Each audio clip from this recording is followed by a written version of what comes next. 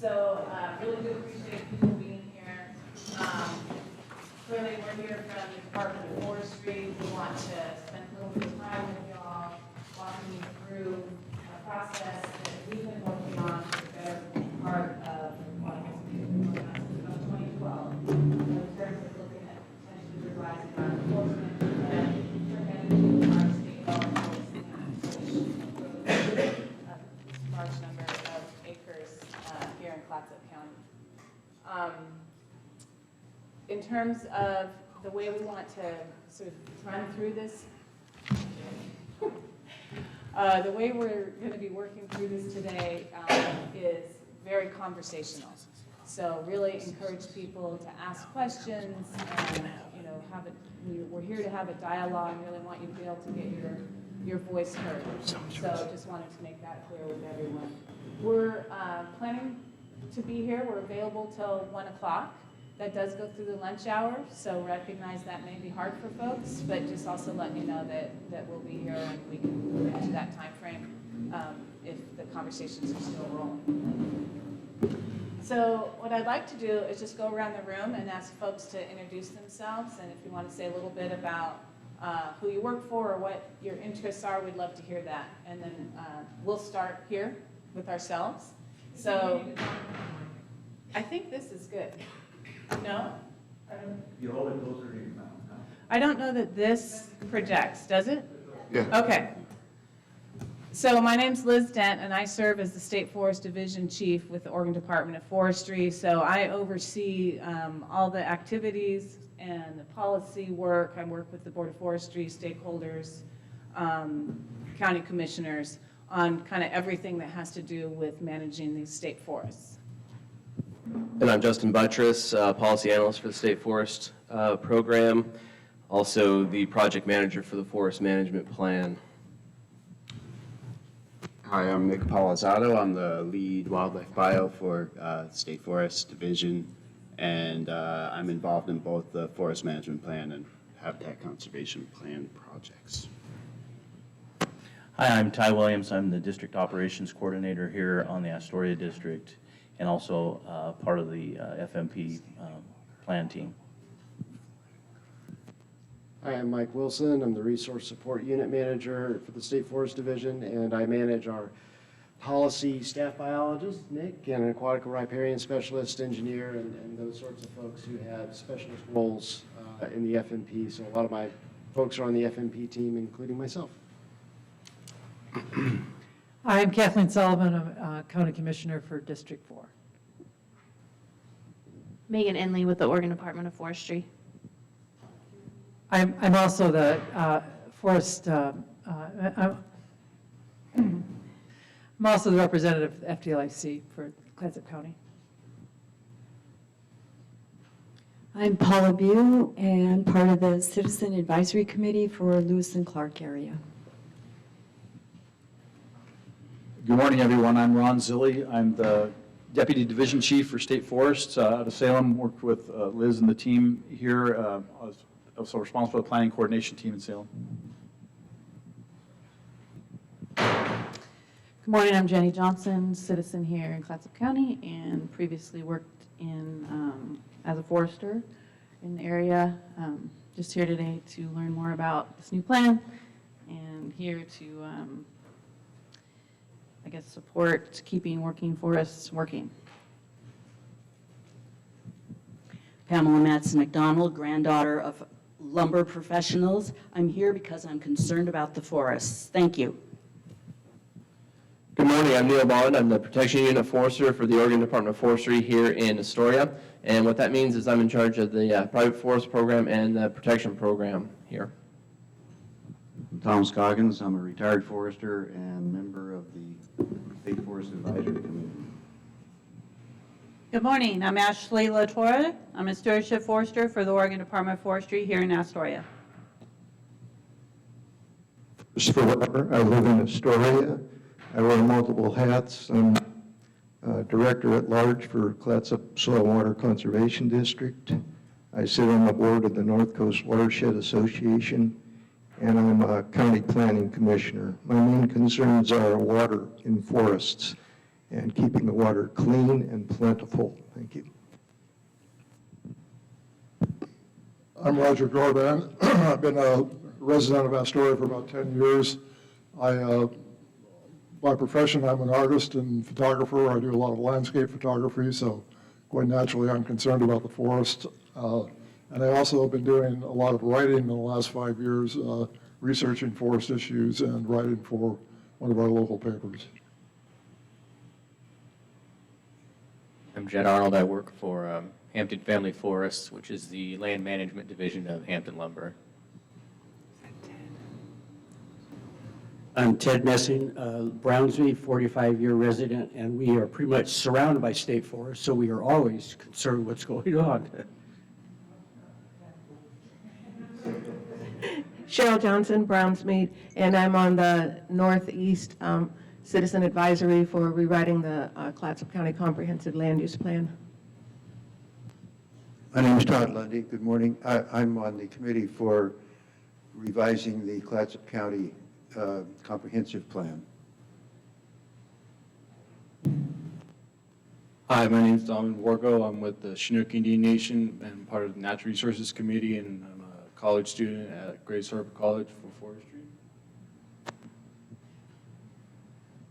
I'm Tally Spiller. I live in Napa, and I'm also part of the Northeast Comprehensive Plan Citizen Advisory Committee.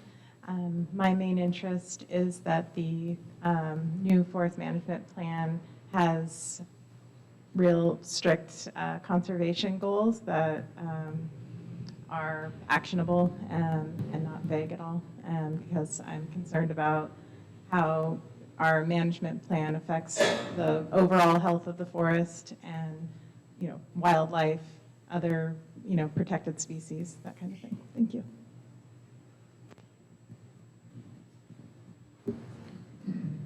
Good morning. I'm Don Boone. I'm the county manager. Gail Hendrickson, Clatsop County Community Development Director. Monica Steele, Assistant County Manager. Mike Baldwin. I'm born and raised in Clatsop County my entire life, worked in the timber industry about 34 years, the last 33 and a half of that for J.M. Browning Logging out of Astoria. Thank you, everyone. So does this, okay, so this speaker works. I don't have to use the handheld one.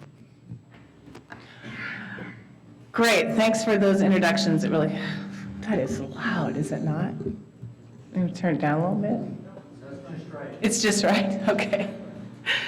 All right, so it's helpful to hear what you all are interested in, and the type, to me, it helps us understand the types of conversations we need to be sure and touch on today.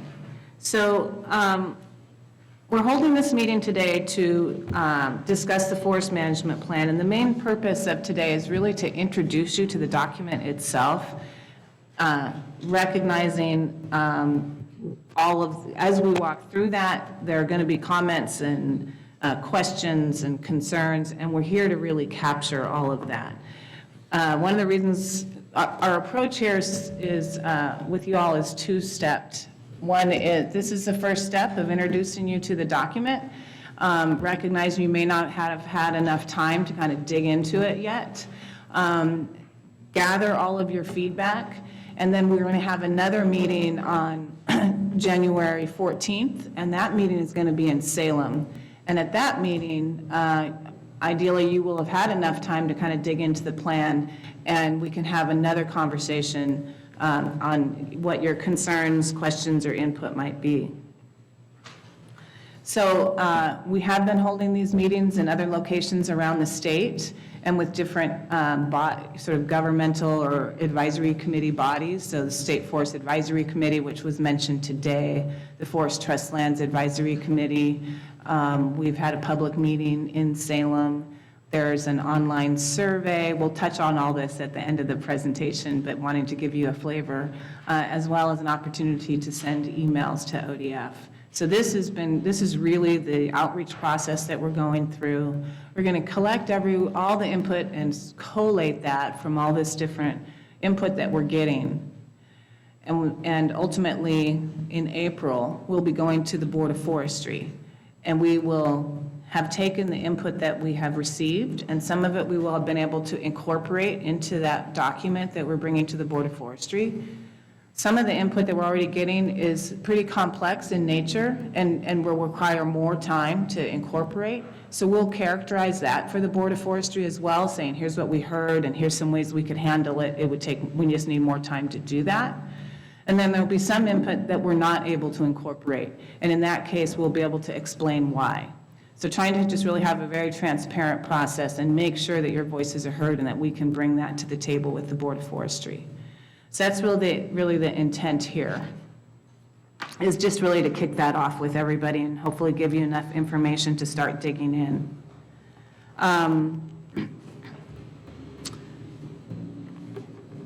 At the April Board of Forestry meeting, our intent at that point is to show the board the work that's been done, to present them what is an updated, if you will, revised draft forest management plan, and really ask them to set that on the side burner for a while we work on some other effort.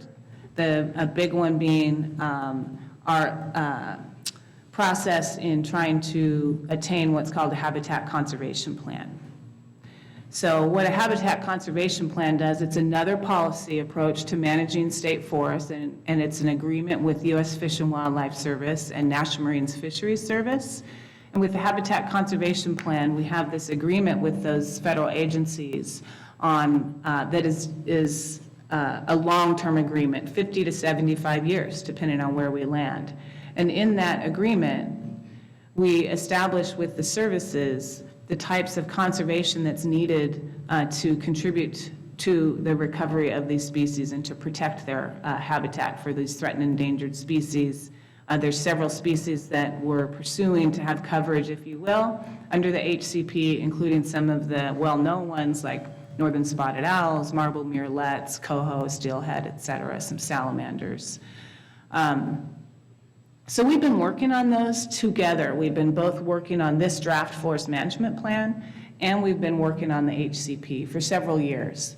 So we've gotten the forest management plan to a point where we can say, hey, here's the work that's been done. Let's set that aside for a moment, so to speak, while we continue our work on the Habitat Conservation Plan, and we'll be bringing that work to the Board of Forestry in October. So in October, we'll be able to have a discussion with the board along the lines of, do we continue working on the HCP and move into a more intensive process with the federal services known as NEPA? Or should we just continue working on a forest management plan without an expectation to get a habitat conservation plan? So there's pros and cons to both. And we want to get to a place this next year in 2020 where we're not pursuing both of these efforts. So I can talk more about the pros and cons of each of those maybe after we get going here a little bit. So that's the process that we're engaged in. The intent today, again, is to introduce you to the document and also give you a little grounding and background on the purpose and goals for managing these lands. So we're going to tag team the effort, and we'll each go through a couple little sections in our presentation, and then we'll pause for questions and discussion before we keep moving on. So that sounds good to everybody. I'll turn it over to Justin.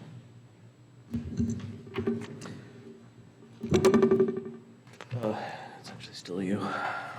Oh.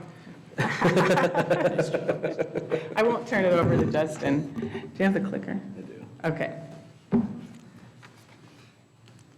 Oh, it already moved. So as we began this work in 2012, we were at a place in time coming out of the Great Recession where we were extremely challenged to continue implementing our current forest management plan. So we started working with the board to determine if there were some revisions that could be made to allow us to fully implement a forest management plan and be able to support ourselves financially to do that, And the board also asked us to increase conservation outcomes. So that's the intent of the plan revision. I also want to make clear to folks that we're really operating under a plan, while it's been revised a couple of times, but a plan, the basic foundation of the plan was established in 2001. So we're coming up on 20 years since that first plan was adopted. And so not only is this a good opportunity to look at increasing conservation and financial outcomes, we've also learned a lot in 20 years. We've learned it from implementing the work on the ground, and there's also a lot of new data and information. Current plan, for example, doesn't really address climate change with any kind of depth. And so that's one example of one of the changes that we're proposing. Another big change is that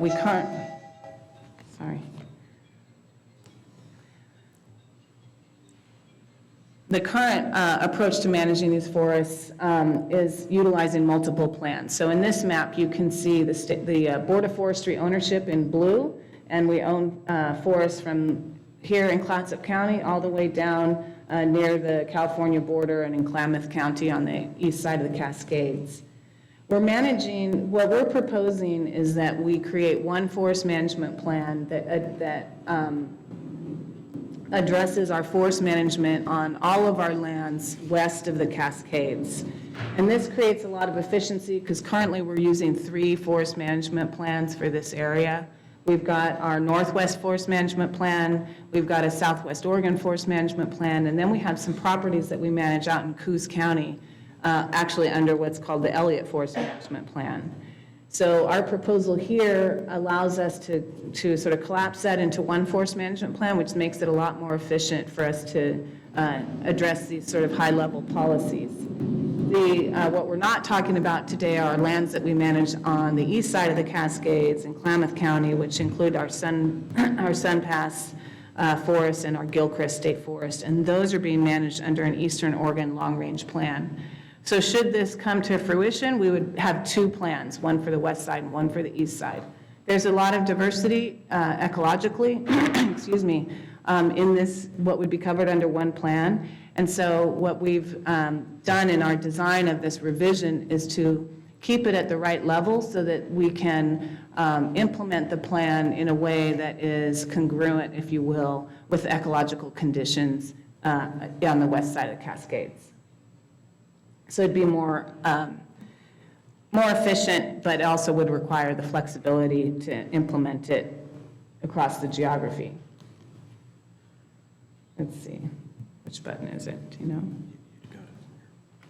Oh, there it goes. Okay, so the basis of the plan, there's some key elements, and foundational to the plan is what's called ecological forestry. This is not really different than our current forest management plan. Our current forest management plan really has the same philosophy and integrated ecological forestry approach. But again, in 20 years, a lot's been learned about ecological forestry, and so we've incorporated that into the basis of the plan.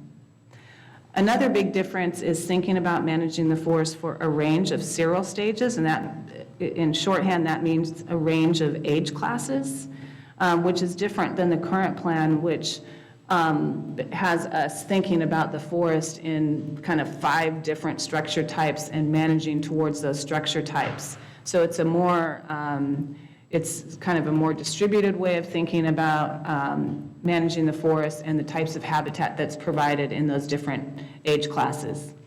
It's a better treatment of climate change. I mentioned that already. We have a disease called Swiss needle cast on our forest, and it's particularly severe and extensive on our Tillamook State Forest. The current forest management plan doesn't necessarily provide the best tool for addressing Swiss needle cast, and so these adjustments we think are going to help us do that.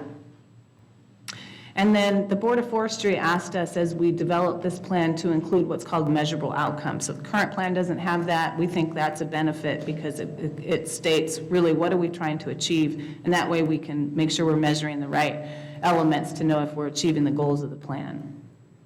And then we're introducing a different approach to adaptive management, and that's called structured decision making, and we'll walk through that a little bit today as well. So now I will hand it over to Justin to talk about our legal mandates. Is it the red button? It's just weird. There we go. All right, so I just want to briefly cover the two basic laws that really drive forest management planning for us. So starting with our legal mandates, like I mentioned, we have two primary laws that direct us on how to manage Oregon state forests. The first is called the Greatest Permanent Value Rule, and the second is the Forest Management Planning Rule. I have provided copies of the complete rules over on the table as a handout. It's about 7 pages or so of stapled together. I was going to briefly kind of run through some of the highlights, but should you have any questions, want to get into a little more depth, I'm happy to do that for you. So state forest lands are required to be managed for the greatest permanent value to the state. That's established in statute. And then we've further defined the term greatest permanent value in administrative rule to mean healthy, productive, and sustainable forest ecosystems that over time and across the landscape provide a full range of social, economic, and environmental benefits to the people of Oregon. GPV requires the state forester to maintain the lands as forest lands and to actively manage them in a sound environmental manner to provide sustainable timber harvest and revenues. So that basically means that state forest lands are working forests, and we have to make sure that we're doing sound environmental management as we're going through that. GPV also requires some key outcomes. Management must result in a high probability of maintaining and restoring properly functioning aquatic habitats. We must also protect, maintain, and enhance wildlife habitats. We must protect soil, air, and water, and we must provide outdoor recreation opportunities. That's all established in the Greatest Permanent Value Rule. So moving from the conceptual framework that the Greatest Permanent Value Rule provides, we can move into the more prescriptive requirements that are established by the Planning Rule.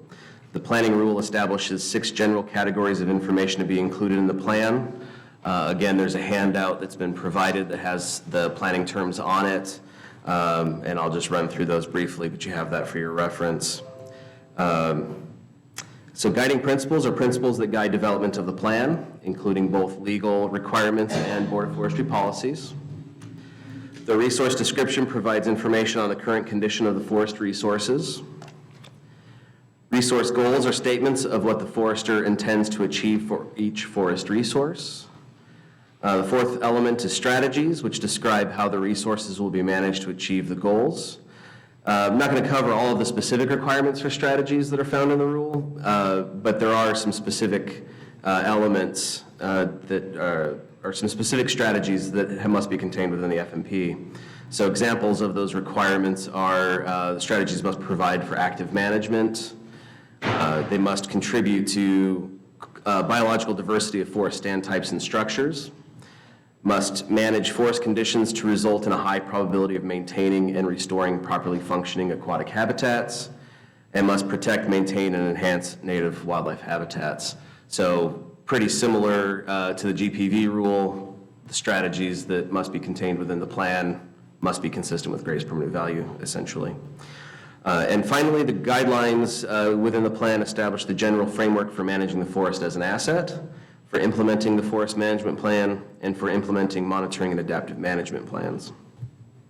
In addition to those requirements for this plan that we've proposed, we've also added measurable outcomes, which are the quantifiable results of strategies. We're going to spend more time discussing that particular aspect as we go along here this morning because we feel that those measurable outcomes are especially important for stakeholders. Once we've developed a draft forest management plan, the planning rule requires the board to review and direct any necessary revisions to ensure that that forest management plan meets greatest permanent value. Then the forest management plan is adopted as an Oregon administrative rule, and then the state forester will implement the forest management plan through other plans with smaller temporal and spatial scales. So just a thumbnail sketch of sort of the legal framework that we have at play here with the forest management plan. Before I turn it over to Nick, are there any questions on any of those laws that I just covered? Great. Okay. Really close. All right. I'm a notorious quiet talker, so let me know if you need to speak up. Okay, so the overarching approach of the plan is or remains an ecological approach to forest management. The current plan, as Liz mentioned, incorporates some of the principles and concepts of ecological forestry, specifically in its approach to landscape management for a diverse array of stand types, in functional configurations, and in the silvicultural prescriptions themselves that are designed to promote complex or oldest forest structure. And so the ecological approach described in this revised plan is an update and an evolution of these previous ecosystem-based approaches like the current plan. And it's based on, as Liz mentioned, 20 years of, or more of new science and improved understanding of the ecological, social, and political systems that guide forest management in the region. So the overall goal of an ecological approach to forest management is to sustain and support the integrity, the ecological integrity and productivity of the forest, thereby improving resilience, so that, the ability to withstand and recover from disturbance, and also the capacity to adapt to change over time. This approach views the resources and benefits that we derive from state forests within the context both of societal values, so the many social values and benefits we get from the forest, as well as economic values, such as support for rural communities and natural resource-related economies, and also within the context of the forest ecosystem. And so both these, sort of social values and the ecosystem itself are dynamic through time and hard to predict. And the notion is that people and benefits are part of the system, and providing for sustainable systems provides the social license for management and allows for benefits to flow. So a healthy forest, benefits flow. And thus, in this context, the entire forest is a working forest, providing many services across the landscape and through time, including wildlife and wildland conservation, timber production, aquatic habitat restoration, carbon sequestration, robust recreational opportunities, and non-timber forest products. And an ecological approach acknowledges and anticipates change and uncertainty in forest development and in disturbances, in societal values and its demands, and in future climate scenarios and effects on forest productivity and biodiversity. So in the simplest sense, the idea here is the primary bet hedging strategy is to provide options on the landscape through time, but not put all your eggs in one specific basket, forest type basket, so to speak. And that enhances the flexibility and adaptability in response to change. And so obviously critical to all of this then is a formal adaptive management program, which is a central tenet of the revised plan and is used to address all of the uncertainty that we're acknowledging and the risks associated with setting long-term targets and long-term planning. So that's kind of a lot. If you guys have questions, I'll definitely entertain them. I read here, number one, ecological. Excuse me, Justin's going to bring a mic around so that this is on streaming so that the folks can hear what's going on. All right. Anyway, I'm curious on this. When you clear cut and then you come back and plant, you have a stand that is all the same age. And my understanding is this is why we ended up with Swiss needlecast, because you used to plant all Douglas fir really close together, 10 feet apart and so on.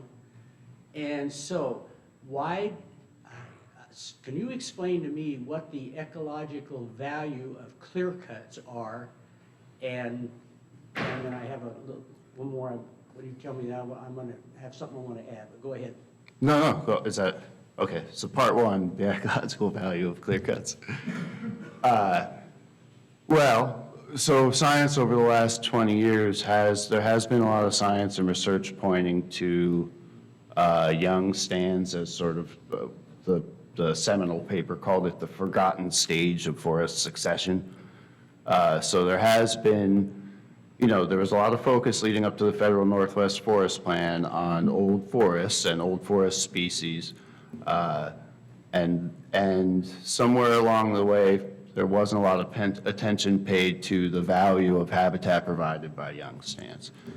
In the last 20 years of research, they've discovered, there are a bunch of species that are associated with young stands as well. And young stands provide a number of other services. They actually, it gets really nuanced, but they actually sequester carbon at a faster rate than larger trees, for example. So I'm a wildlife biologist, and I can talk to species and habitat, but there might be other folks here more suited to speak to other aspects of the forest. Why don't you talk a little bit about the wildlife? I would just add that not all the trees that we plant are not all the trees in a new stand are the same age, because on average, we're leaving 5 to 7 green trees on the landscape when we're conducting clear-cut harvests. And then we're also reserving a lot of the smaller 8-inch and under species that have no economic value, but provide to the complexity of the future stand. So. Okay, we don't need to get into an argument, but I'm surrounded by state forests, and I've seen some of those clear cuts, and these trees that you leave, I'm sorry, it just looks kind of like a joke to me, but it seems like when we first moved to Brownsmead, we had the forest that was there. It was after the first wave of loggers went through. So whatever grew back, there was no planting. It grew back from self-seeding and so on. We had this diverse forest, multi-species, multi-age, an incredibly healthy forest. Man, you could hike through there.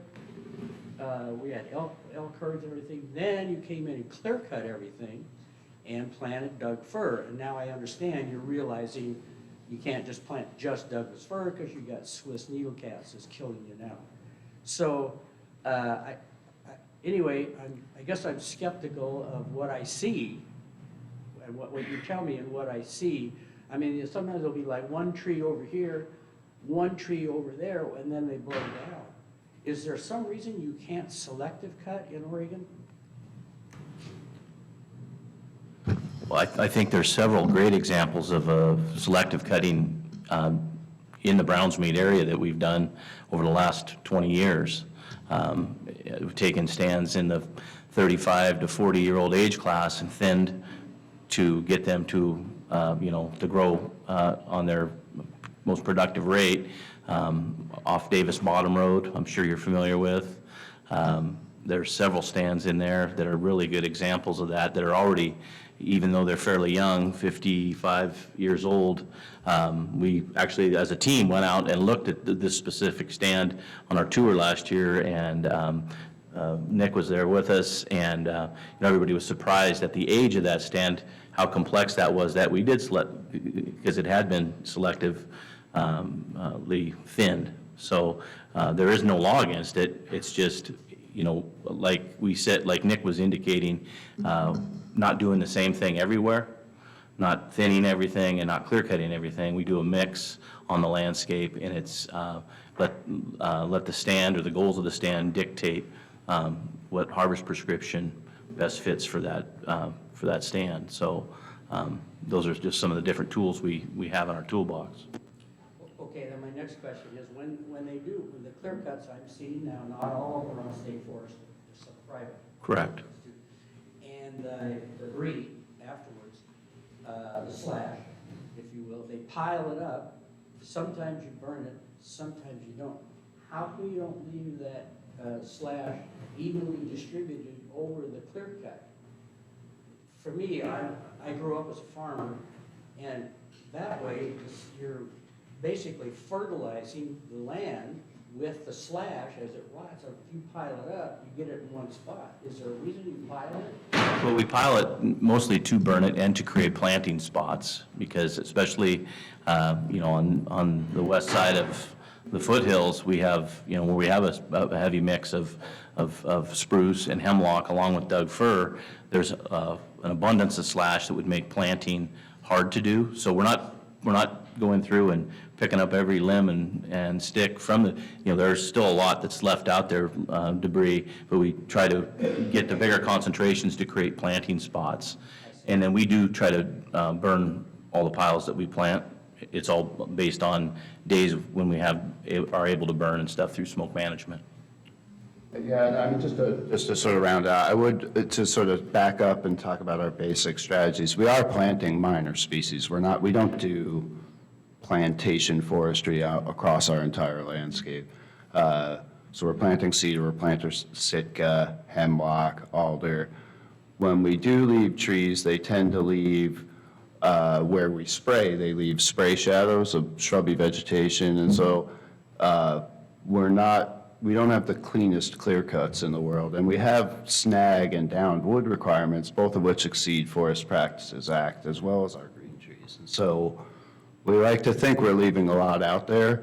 Yeah, and just to sort of round that out, to be clear.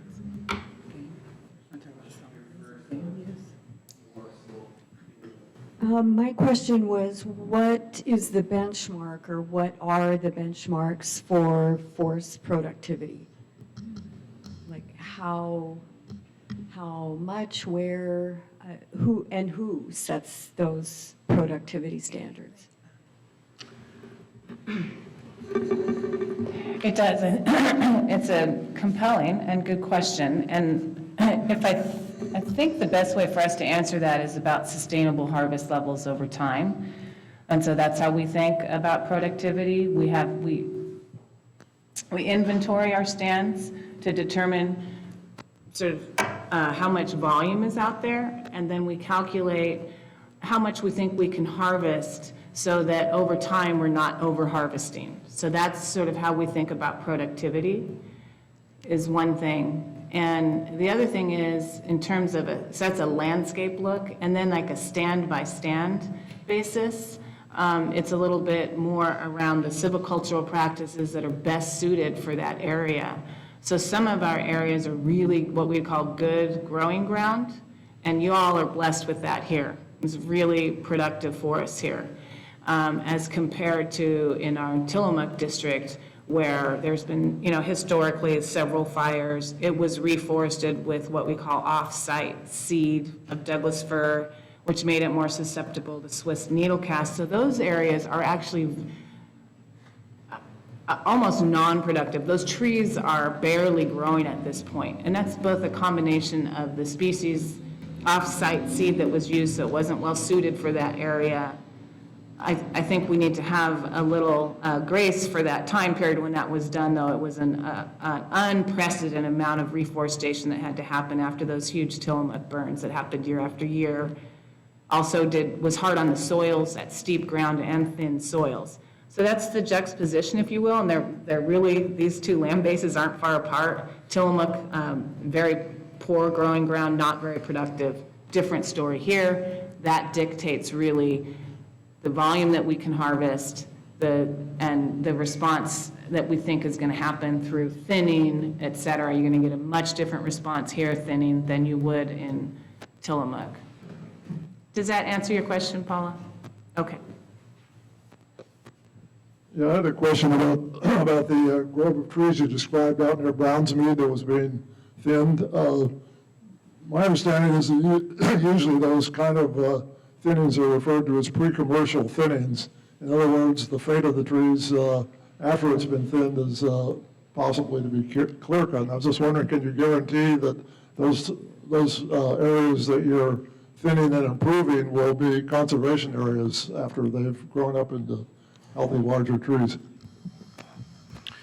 No, we can't, because a lot of our stands, we go in, a pre-commercial thinning is when the stand is usually between 15 and 21, 22, and that pre-commercial means there's no commercial value to what we're doing. We're going in there and spacing out the trees by slashing the smaller trees. What I was talking about was our first entry commercial thin that we conducted when the stand was around 35 years old. And we go in there and selectively harvest, leaving the biggest and best trees, taking out the co-dominant or the suppressed trees or intermediate trees out of the stand to release the other co-dominant and dominant trees. And then we may go in and have a second commercial thinning in the life of that stand, or we might wait 25 years and then go conduct a clear cut harvest on that stand. So it's all based on our landscape design and the goals of the stand, how they fit in on the landscape, so. Maybe, oh. I guess I had my thinking really kind of changed this summer in regard to forest management, in that I discovered a grove of trees. I'm not going to reveal where it is because it's kind of sacred to me. It's a grove that was logged 160 years ago when they were still using oxen and so forth, and it hasn't been touched since then. And it is absolutely a gorgeous, you'd have to say, old growth forest with a beautiful understory. It's just magnificent. And that's without any kind of management whatsoever. And we seem, as a people, we're so determined to manage every square inch of our forests. I'm not sure that's the best plan. And I have a real kind of conflict with the idea that ecological integrity and forest productivity are two things that go hand in hand, because I feel like the whole plan is heavily swayed in the direction of timber harvest. And here we are, within the last 6 years when this plan was begun, we've got a lot of new science. We now know that we're in an absolute climate crisis, and we can't actually say with a straight face anymore that the greatest possible good for our forests is to, share between harvest and the other values. Maybe leaving them alone for some time would actually be more of a benefit. Anyway, that's my personal philosophy, and I realize that it's something you guys have to work with and balance. But when I read through the plan, I read most of it. I saw that climate change was sprinkled in there, but it does not receive what I consider the proper amount of weight. It should be on every single page, on every single thing that's done. Climate change and the crisis situation that we're in needs to be addressed, and how the various aspects of the plan address that problem. That's all I'll say for now. Just to respond, really appreciate that perspective, and also just, I'm sure you're not alone on that. And the current plan really does contemplate and promote the notion of managing across the entire landscape, and that over time, as older forests develop in one place on the landscape, something that has been in an older forest condition prior to that would be available for harvest. And so in that way, what the plan envisions is what's called the current plan, not this draft, is what is referenced as a shifting mosaic. So the notion that you're going to have these conditions that change over time and across the landscape. What we have found is that that's very difficult to implement. And there's a number of reasons for it. One is we have a fairly small spatial scale as compared to like a federal land ownership. So we're managing on the west side around 650,000 acres, if I'm remembering that number correctly. So that makes that sort of approach really challenging to implement. The other thing is that what we're living with is that as more and more species are being listed as threatened and endangered, and then policies are being established on how we protect those species, those areas, I'd say, get locked in on the landscape. We're never, many of those areas, we're not going to have an opportunity. There won't be a plan to harvest those in the future. So murrelet management areas is a perfect example. Once those are established to protect murrelets, they're never going to be harvested. And then there's a buffer around them that can have some thinning, but it has to be it's very narrow in sort of purpose of that thinning. We have circles to protect northern spotted owls. We can harvest in there depending on the forest conditions, but there are portions of it that will never be harvested. Riparian areas are increasingly not being harvested. So there are areas on the landscape which are starting to lock in, and so that philosophy of things shifting around the landscape is kind of breaking down. Well, in light of that, do you think it's a viable? Sorry, there's a, In light of what you just said, do you think it's a viable plan for counties to continue to be reliant on logging, public land to provide for services, and also, I understand that about a third of your budget comes from logging public lands. You've got this limited amount of forest. You're saying that a lot of it's going to be taken off the table probably. How much longer can we go along with this type of a plan? And shouldn't there be a really aggressive effort right now, lobbying effort to change the financial structure so that a lot of the money that is coming to the counties from cutting down basically our trees should be coming from taxation of the industrial timber companies, and that could also, in part, take care of the budget for the forestry department. Yeah. It just seems like we're kicking the can down the road, but it's not very far into the future before costs in the counties are going to exceed what the forest can provide. And there you are, you're stuck in a very tough position. If you don't start laying the plan down now, we're going to be in bad shape.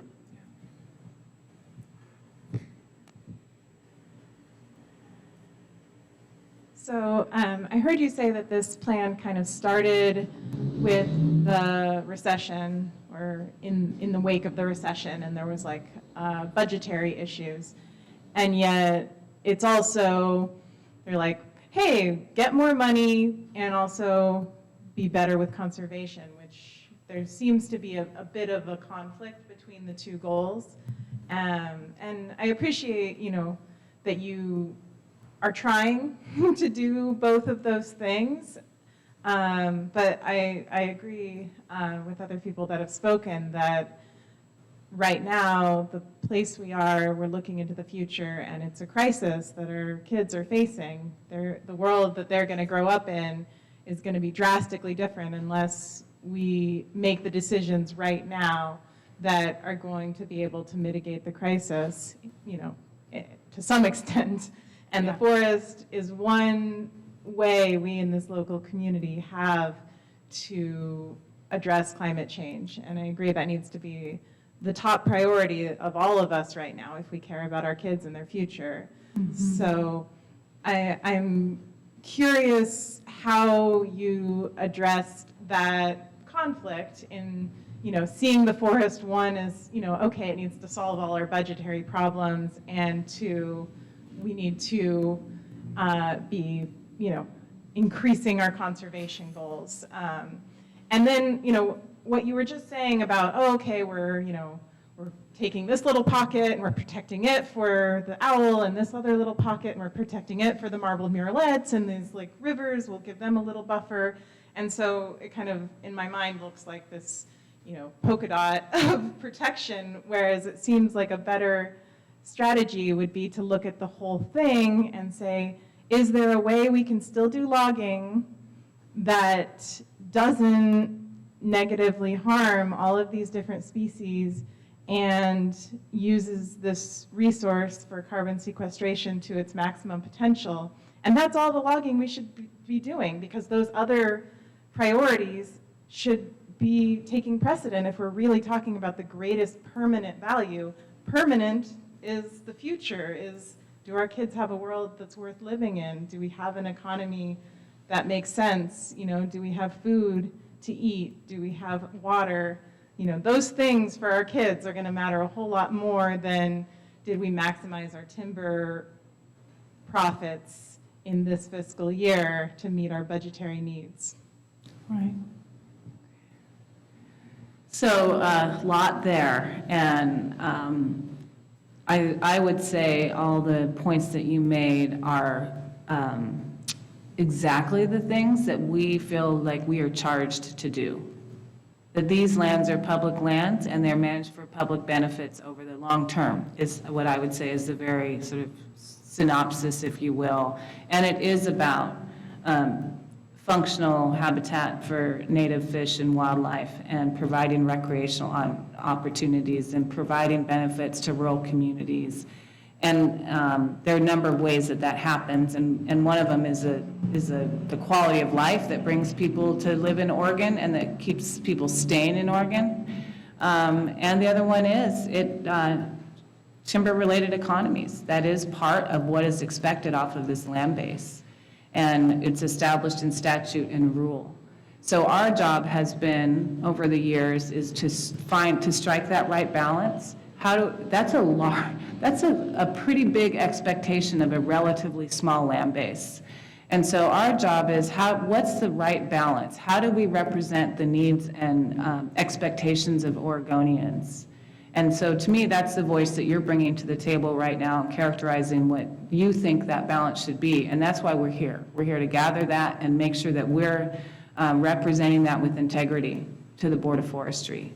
So as far as meeting budgetary needs, I guess I want to be clear that yes, we don't receive any tax dollars at all to run our program for state forests. The Department of Forestry has general fund to run other portions of what we do for the agency, but there's no tax dollars for managing these lands. And that does put us in a position of, we're reliant, obviously, on timber revenue. There's no other significant source of revenue. So we're reliant on that to implement these programs. And if that revenue is not sufficient, then many of the benefits that you're talking about are really hard to deliver. A classic one is recreation. We spend about $3.5 million a year on our recreation program. So how do we make sure that that's adequately funded? We spend a lot of money on research and monitoring. We want to make sure that's adequately funded. So there's a lot of pieces to what we're doing. We are and have several times pursued other sources of revenue. We've gone to the legislature and said, perhaps we should get some general fund for these other things that we provide, which would lessen the pressure. We haven't been successful there. It's a small pie with a lot of demand on the general fund, so I get that. So I wanted to put that out there. We do have an approach. We haven't gotten into it in the current plan, and it would carry over somewhat into if we were to revise the plan, which provides connectivity. To speak to your polka dot comment, that is not the best way to provide for high-quality habitat and functional habitat. So that's a fragmented landscape, and what you're saying is there needs to be, here's what I'm hearing anyway, there needs to be greater connectivity in how we think about managing the land. That's in our current approach. We have what's called landscape design on how we would do that.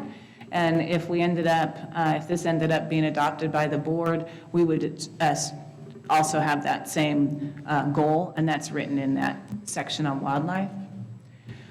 All that being said, I'm hearing what you're saying, which is you think, there's an argument for the balance to lean away from timber and more towards conservation and the things that need to be done there. And you're representing a large voice for Oregonians that feel that way. I would just like to add, I'm also the Budget and Finance Director for Clatsop County, and any opportunity I have to educate people on the budget process, I will take. And thank you, Liz, for speaking to how the timber dollars help the state, but there were also comments made regarding how timber dollars are used in the county for services.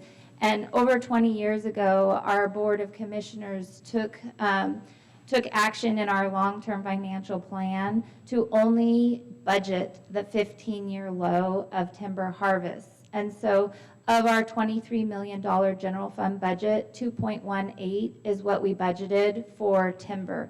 And then anything in excess goes into reserves should there be shortages in future years, because we never know what might happen to the forests. For example, the 2007 windstorm that took down significant trees, or should there be a catastrophic fire like there was to the Tillamook forest. So that's the approach that the Clatsop County Commissioners have taken as far as being fiscally responsible, using those timber dollars and budgeting for those timber dollars.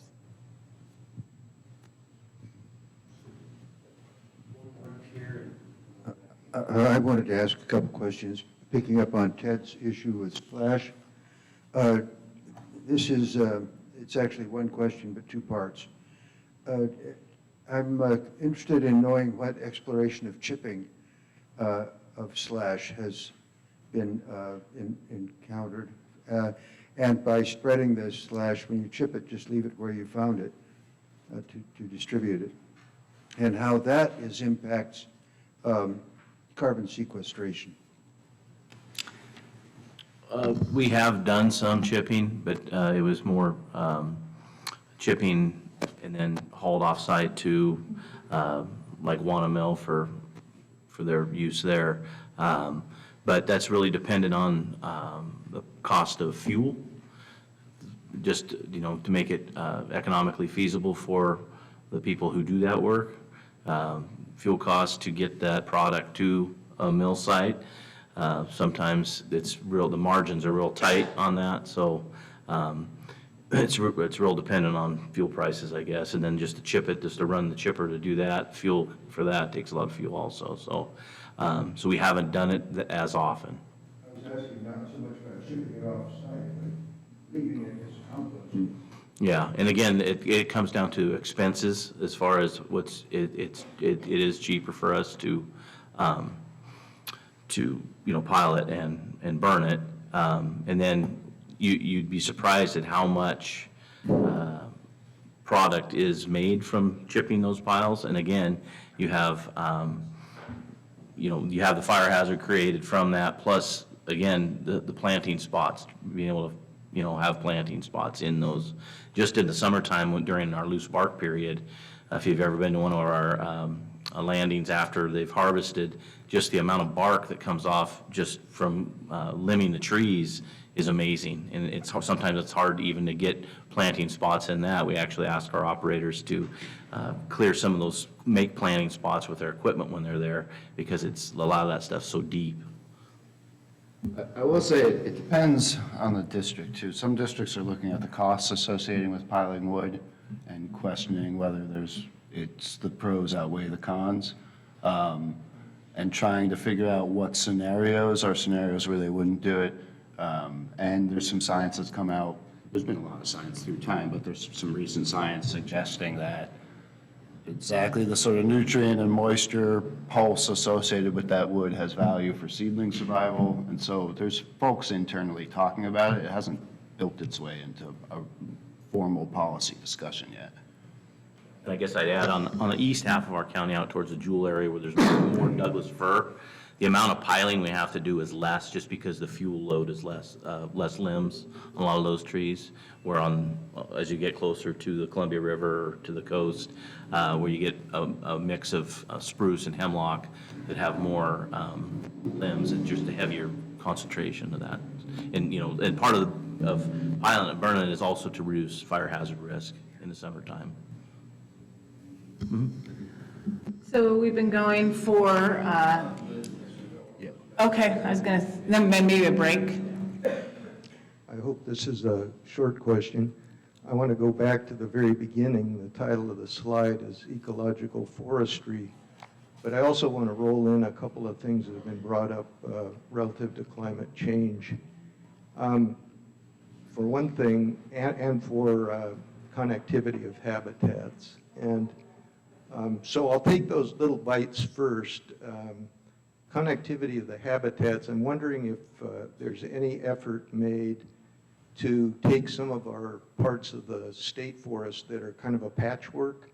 They're kind of little checkerboard pieces of state forest amongst privately held forest, and to see if there's any mechanism for doing strategic exchanges of land to build a more coherent boundary around a state forest where you could really do something with the habitat connectivity issue and maybe do a better job of protecting some of the watersheds that supply water to our communities. So that's one part of this ecological forestry question. It's hard to be ecological when you've just got this checkerboard.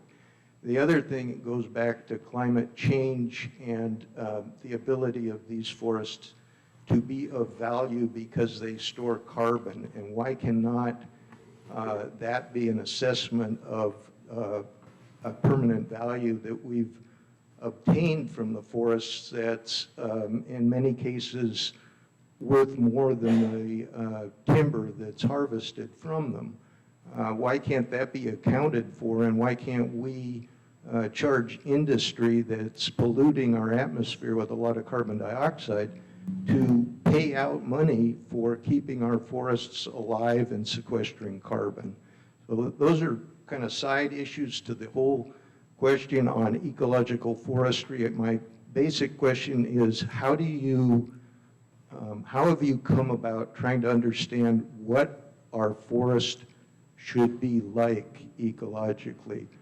I go back, 15,000 years before any human was here on the continent. What was the forest like then? I know we were coming out of an ice age, so things have changed since then. Now we're facing climate change, and so the ecology will change with that. But for this plan, how do you establish what your vision of a healthy, natural forest is? Do you try to go back and from the history books determine what it was like before we started cutting the heck out of the forest 200 years ago? Anyway, I know it's could be a question that you could spend weeks talking to me about, but just do it in 5 sentences. You want to take that first? I'll take the land exchange. Yeah. So as far as land exchange, we have an active land exchange plan. It's actually, I think it's an administrative rule that we're supposed to try to consolidate the lands we manage to make it more efficient, our management. And that's been going on in the Clatsop at least for 40 plus years. And there is a PowerPoint put together, Ron Zilli built it, but it shows how the Clatsop's changed our ownership over this time period, and we have done a lot to consolidate our lands. We still do have a few scattered tracts, but not that many as compared on some of our forests. It's more checkerboarded. But the Clatsop, we're very fortunate to have fairly consolidated lands, and most of our lands are on the east half of the county. And we still do have an active plan, and we have an actual, every district has a land exchange plan for their district, so people that are interested in exchanging with us can look and see what parcels we're interested in, and so we do get approached from time to time, but also there's a lot of expense that goes into a land exchange plan with appraisals and everything, and it's a kind of a longer process. It usually takes up to 3 years to do, and sometimes even longer. So finding a partner that's willing to wait 3 years to go through that process is sometimes hard.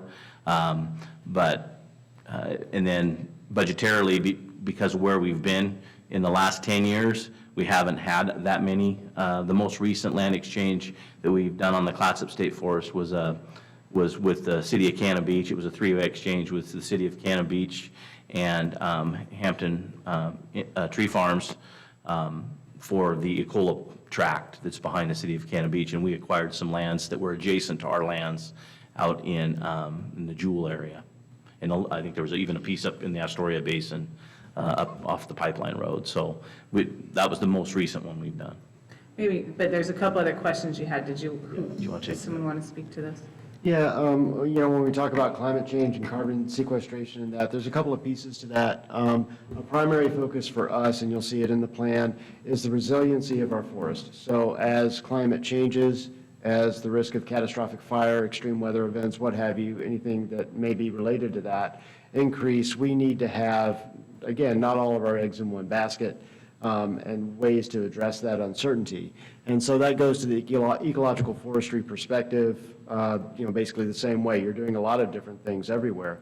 And so that's always important. It is also important to address the sequestration question. And we do have overall a building inventory in terms of total volume. There's a couple of pieces to that we're not really, I don't have any specifics to speak to today, but the department as a whole is looking at carbon storage in manufactured wood products that do not, decay very fast, and then also carbon sequestration, carbon flux in forest as well. And from a market conditions standpoint, really, that's a more general, and basically we're at the mercy of market conditions like everybody else. There is a break-even point actually where trees on the stump in terms of carbon and being able to sell carbon credits become worth as much as, as timber. But we're a long way from that at this point. Depending on how, public opinion and values go, that gap could close relatively quickly. And in terms of our relationships with the counties and our own budgets, for instance, it kind of doesn't matter where that money comes from. It would certainly be a factor for industrial stakeholders in terms of if that were to reduce timber harvest somehow. But in terms of, the county getting revenue and us getting revenue to operate, that piece, it's sort of doesn't matter what the product is, if you will. It's a different question. Do you want to speak to historical range, or do you want me to? Range of variation. So on the sort of historical range of variation piece, and so we have thought as far back as glaciation, because one of my counterparts likes to point out how we didn't have Doug fir forests prior to that, and sort of the ephemeral nature of everything. That's a little cynical for my taste. Looking back through literature and looking at how the current plan is developed, it's very much rooted in our understanding at the time of the historical range of variation on the landscape. And so there's a section in the current plan actually that speaks to some, when you look sort of across, particularly the Coast Range in Oregon through the record, prior to European settlement, our understanding is about 40 to 70% of any landscape was old at any given point in time.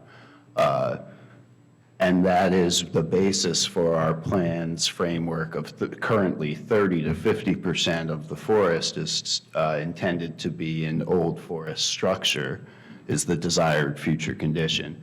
And that 30 to 50% be arranged in a functional design for wildlife, meaning considers connectivity and interior habitat and distribution of habitat across the landscape.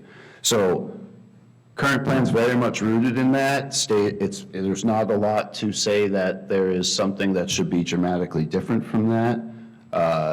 Yet we know that systems change through time and we're in a period of change. And so the intent is to build as much resilience and adaptability as we can into the forest. And that's obviously not going to be through a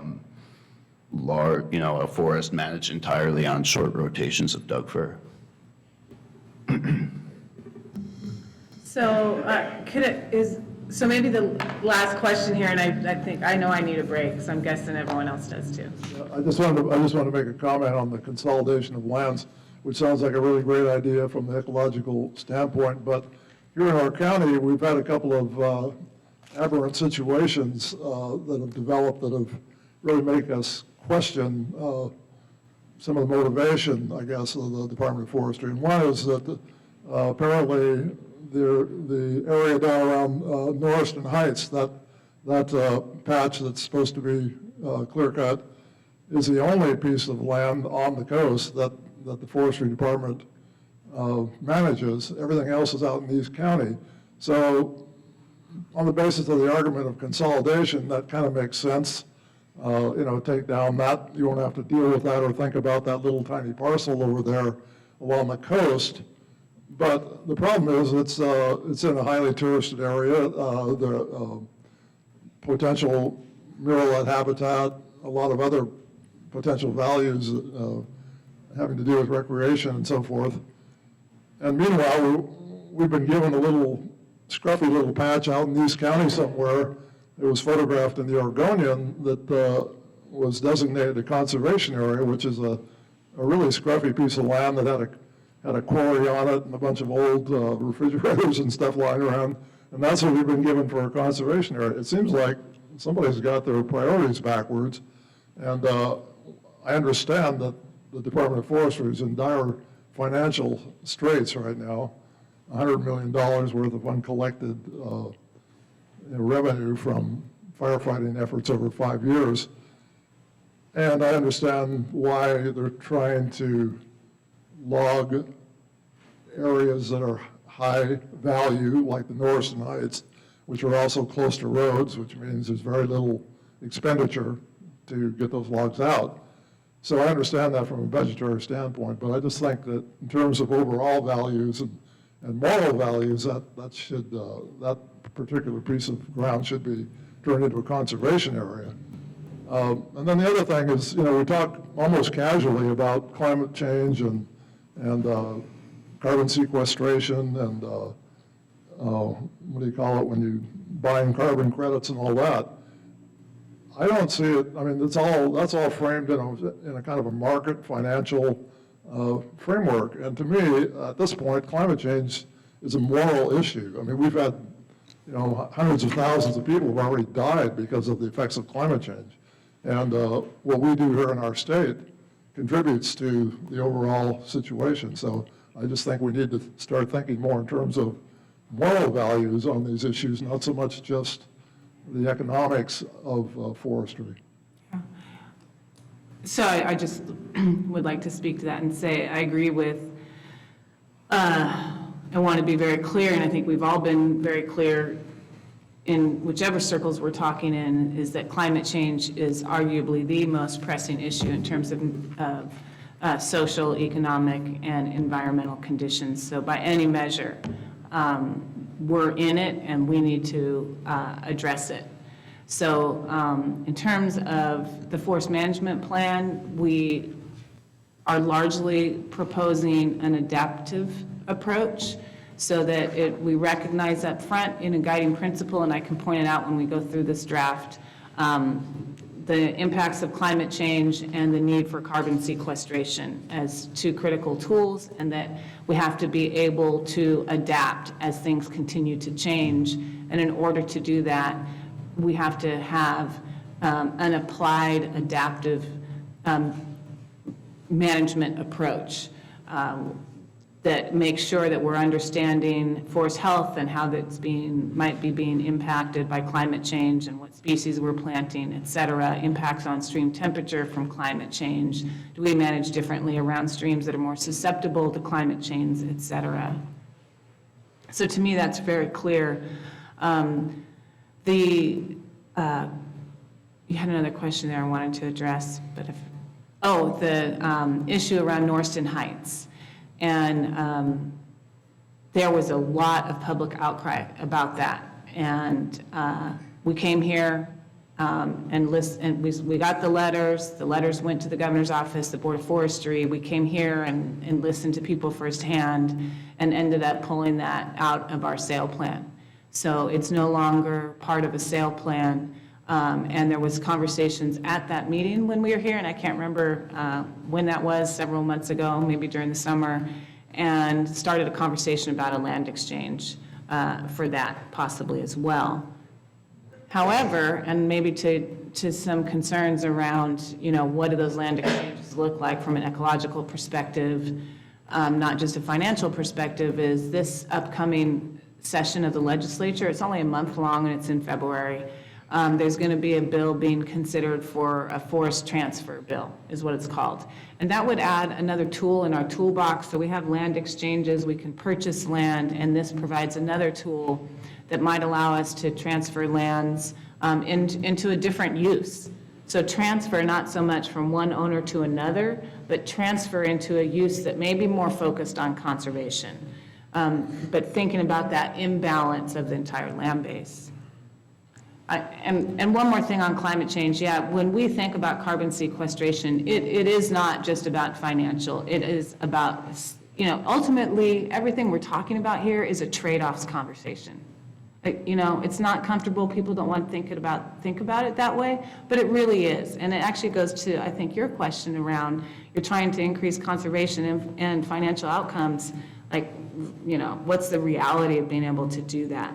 Our job is to say, here's how that might look, here are the trade-offs. Now, Board of Forestry, this is your time to make a decision around, here's what we're hearing from the public, here's how you might evaluate trade-offs, now how do you want us to move forward?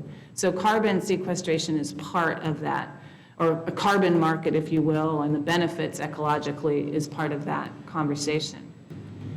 And this will be the final thing I'll say before the break, but it is our duty as managing these public lands to manage them responsibly and as stewards of the public. And we are wholeheartedly dedicated to that. We restored these lands from burnt and cut over lands. It was really referenced, these lands were referenced as worthless. There's quotes about that from historical documents. So I have a lot of pride in the Department of Forestry and our state forest staff and our folks that are out on the ground, because the reason we have what we have out here and the ecological benefits and the habitat for fish and wildlife and the highest water quality comes off of forest land is because of the good stewardship of these lands. And I feel like it's incumbent on me as the leadership of this division to really stand up for that. And with that said, there is only so much 3% of the forest land base can do in terms of meeting these really complex expectations of Oregonians. But we're up for the challenge, and it's our job to represent and implement our forest management in a way that the public expects.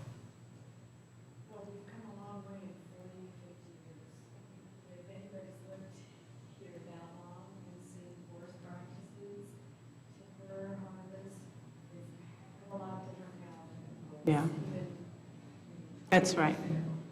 Yeah, and that's the adaptation process. So sorry for the soapbox, but why don't we take a 10-minute break, and we'll be back here at 10:40. Sorry. What's the rule for lunch? How many? Okay, so the organization next.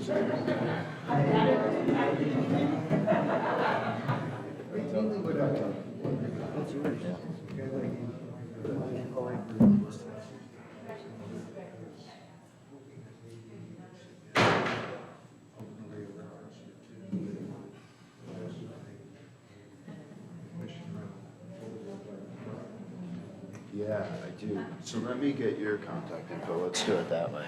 Can you just write it?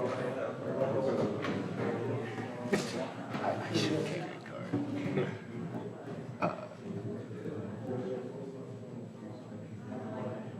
Yeah, and frankly, I do think about it a lot. Things that are going on. Thanks. Things that are going on internally don't always translate out into the public sphere, but we're having all sorts of, frankly, we're having big arguments internally about that. And Ty and I get along, I'm going to get on other things, but not on that, There's all sorts of little things like that, and the future, you guys aren't going to see. Yes, 30 to 50% of our forest is going to go in this presentation. It doesn't mean it's going to be land somewhere. And so that somewhere in some document, we're not going to commit to that. And so a couple things is kind of understanding where stuff lives in this framework so that you can say, I'd like to see this. I want to see this. And understand, it's all right, well, I don't see it there, but I'm going to need to see it over here if you want my bond. Because the 30 to, we're going to commit to some large portion of our landscape. Right.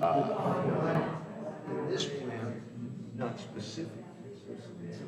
That's what I'm saying. So try and understand. Let's keep talking about where we see it. We're going to explain right now where we see it Seems living. like you can do it where it is. So we have been that best place to put it would be in a place where we could change it, because things change, but like put that in a rigorous public process, and in an active management where it's like data informed data and public input and change, and not just arbitrary, chasing some revenue target or something. The title's changed. He's my supervisor, so you can get to me through her. Yeah, so Mike's going to really show where all the stuff that everybody wants to see. But you're not going to see it. It's running now. It's going all right. So the important thing is, Yeah, it seems to. sort of understand where it lives and where you can focus what you want. And understand what the limitations of what this is.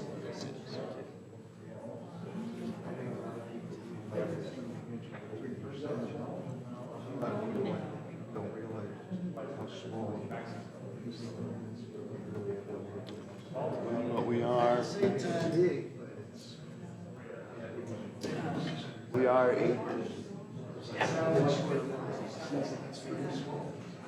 87% of the public land in Clatsop County. Yeah. That's it. So yeah, we're not a big deal at the coast range scale, but it matters quite a bit. That's 94% forest. Yeah.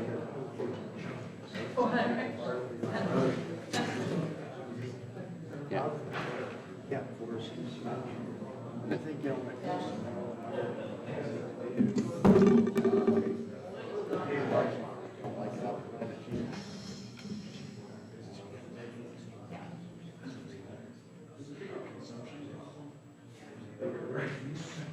problem as to what?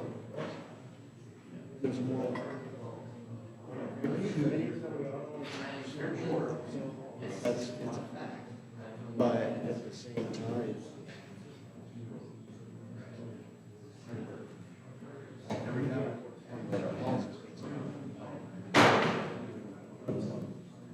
because if everybody does that, then yeah, do, right? So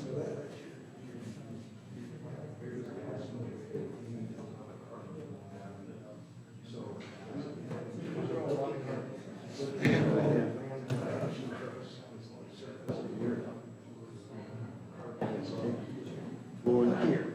But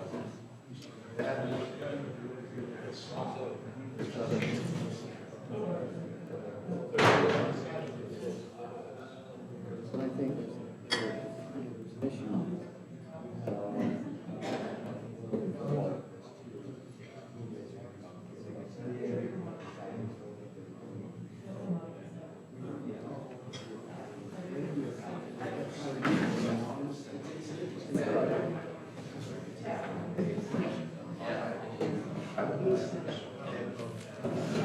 Yeah, I understand. But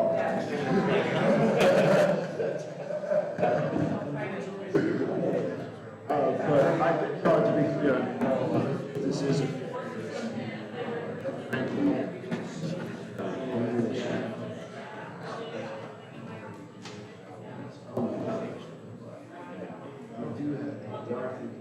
this is what I want. What do we want this forest to be?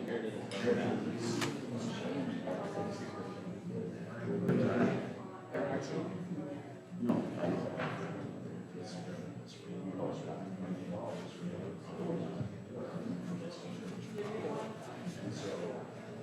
Making sure we're building that forest.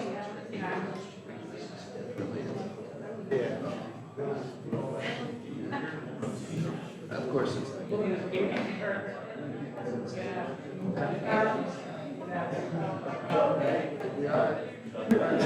There's a lot of sand everywhere. And like agencies as well. So it's a lot.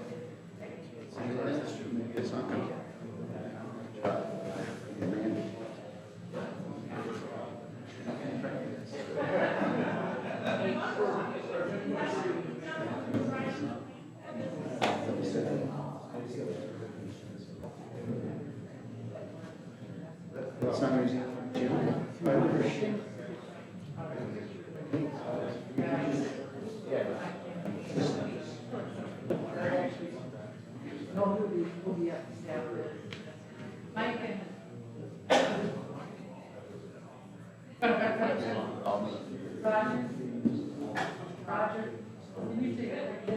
I've taken a lot of pictures.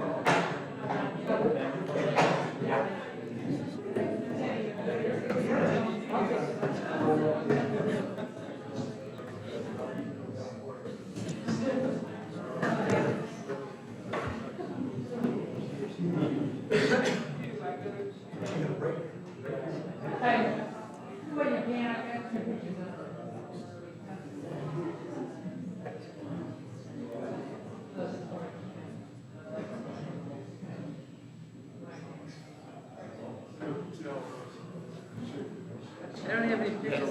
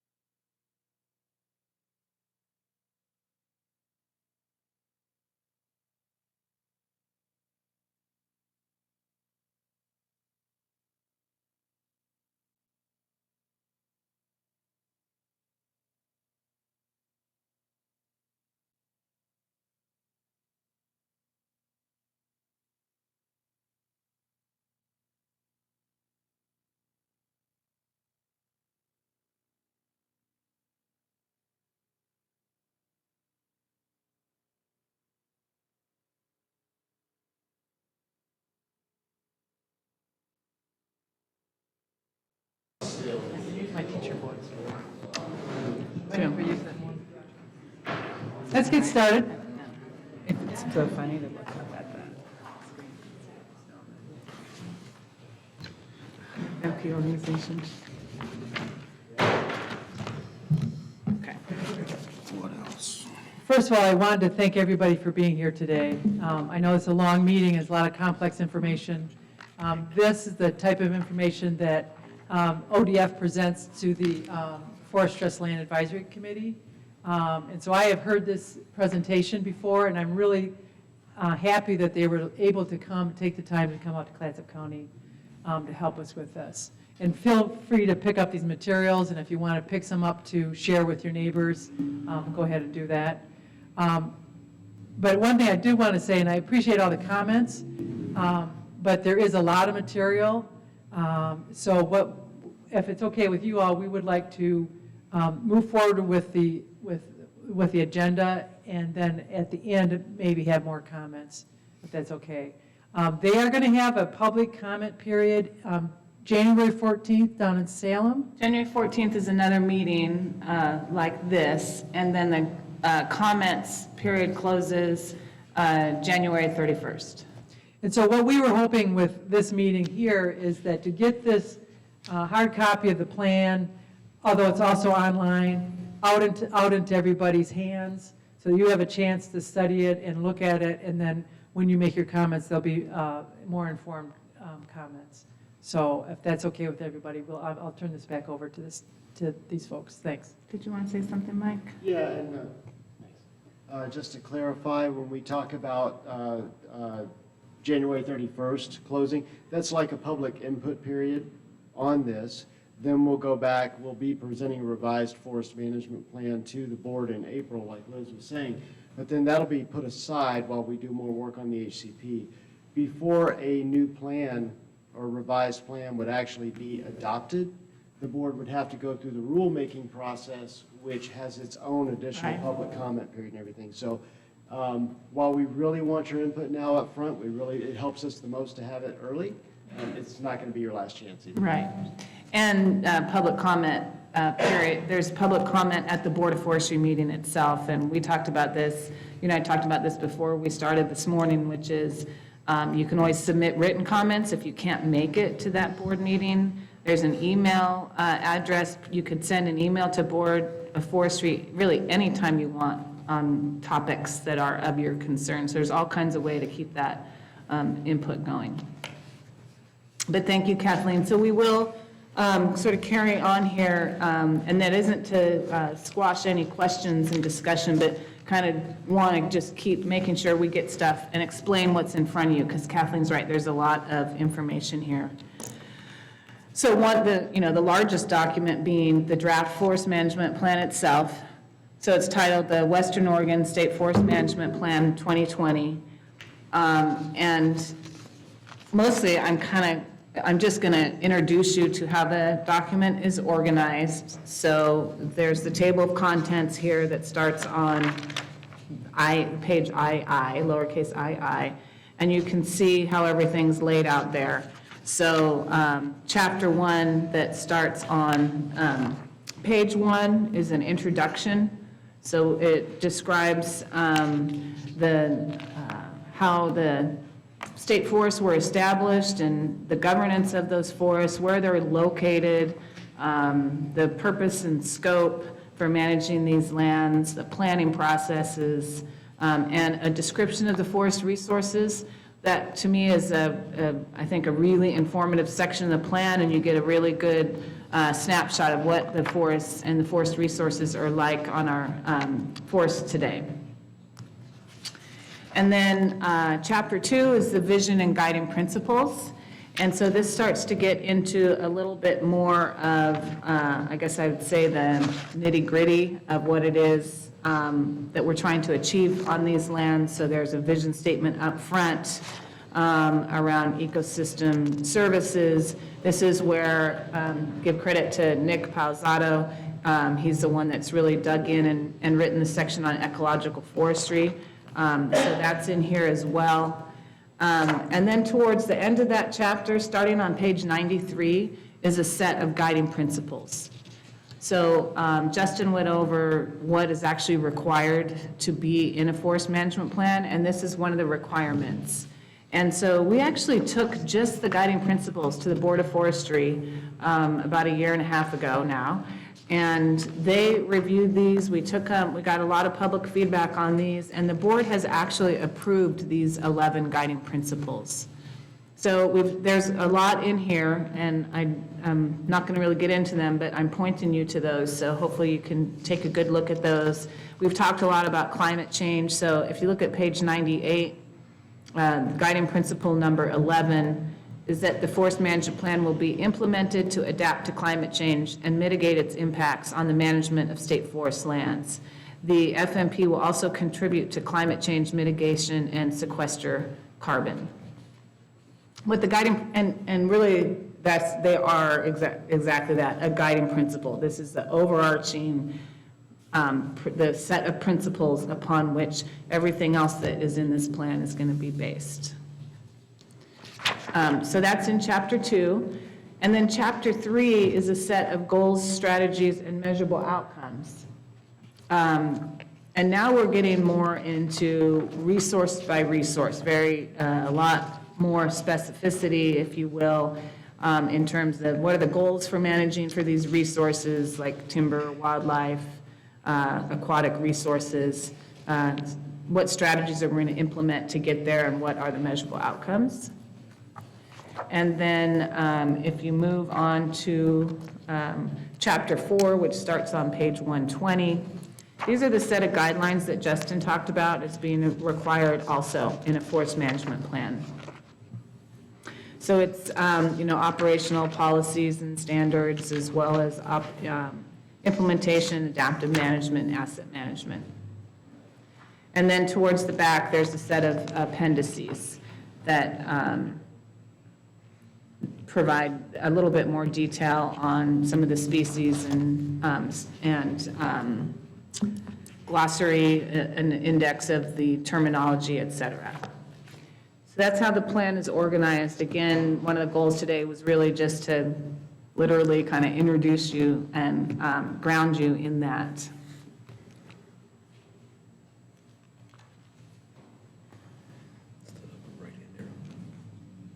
So I want to start with this handout you all should have, hopefully have picked up at the table. Thank you. And so it's this flow chart. And we can, does everyone have that? It's a lot easier to. It's also on page 122. Thank you. It's also on page 122. So I'm just going to take a few minutes to talk about this. A consistent feedback we've been getting is, and I think I heard it a little bit already, perhaps in one of the comments when we first started, is a desire to see more specificity in the forest management plan. And so I just want to speak a little bit to why we are suggesting the approach that we're taking. And it's, the forest management plan itself is an Oregon administrative rule. So this, what is close to 200 pages, were the board to eventually adopt it, that is considered an Oregon administrative rule. So as things change and we learn more, if we need to change something specific, like a riparian buffer width in the plan, we have to open up that whole plan and go through an administrative rule process with public, sort of going through that whole process. It's fairly extensive, even if we're just changing one thing in the plan. So we're thinking, how can we, where can that specificity live in a way that allows us to adapt more quickly? We've been working on this since 2012. So anything we've learned that we needed to change and accommodate may have changed again since 2012. So it's very clunky and not very well suited for adaptive management if all the standards are all incorporated into the forest management plan. So what is contained in this draft are the things that I've just talked about. And in the model that we're setting up, the notion would be that, in fact, the way it is established right now is the Board of Forestry. They are the decision-making body for the forest management plan. That's their jurisdiction. It's their policy. We serve really their needs and direction. Going off to the right is another key piece of this setup that we're proposing, is that we have a consistent, frequent feedback loop with the Board of Forestry through what's called a set of performance measures. We have those right now. We have 9 performance measures. We're proposing we keep that same model. 3 for environmental benefits, 3 for social benefits, and 3 for economic benefits. And currently there's 1 for financial viability that addresses what's the right way to fund state forests. So that would remain in place as a way to, frequently get back to the board and say if the plan is achieving the goals that we're trying to achieve. But then when it gets to, so that's the, is this a pointer? It's not very bright. Oh, there it is, okay. So that's this portion. Below, so this is sort of the Board of Forestry realm. So below the dotted line is, as things currently stand and would remain the same, this decision-making happens at different levels. So we go from a forest management plan to an implementation plan that takes the rules, the goals and strategies in the forest management plan and describes how we're going to implement that on the ground. Each district has an implementation plan. So while an FMP covers the entire geographic region, we're proposing west of the Cascades. The implementation plan is at a smaller scale. it drills down and says, all right, you've got all these strategies for a larger geographic area. For Astoria, for Clatsop County, how's that going to actually be implemented? And those are mid-term, in a temporal sense, sort of mid-level. So right now, we think of them as 10-year plans. But we do revise those sometimes in shorter timeframes, sometimes longer timeframes. Then it drills down into, the implementation plans are approved by the director of the Department of Forestry, so the state forester. Then it goes into operation plans, and that drills down even in smaller spatial and temporal scales. So right now we have annual operation plans, and those describe specific harvest plans, if it's going to be thin or clear cut, how much volume would come out of there, what kind of recreation facilities are going to be built, are there going to be additional trails built, what kind of reforestation, restoration projects, et cetera, all on the district, at the district level. So there's the spatial and temporal drilling down, and these operation plans are signed by the district forester.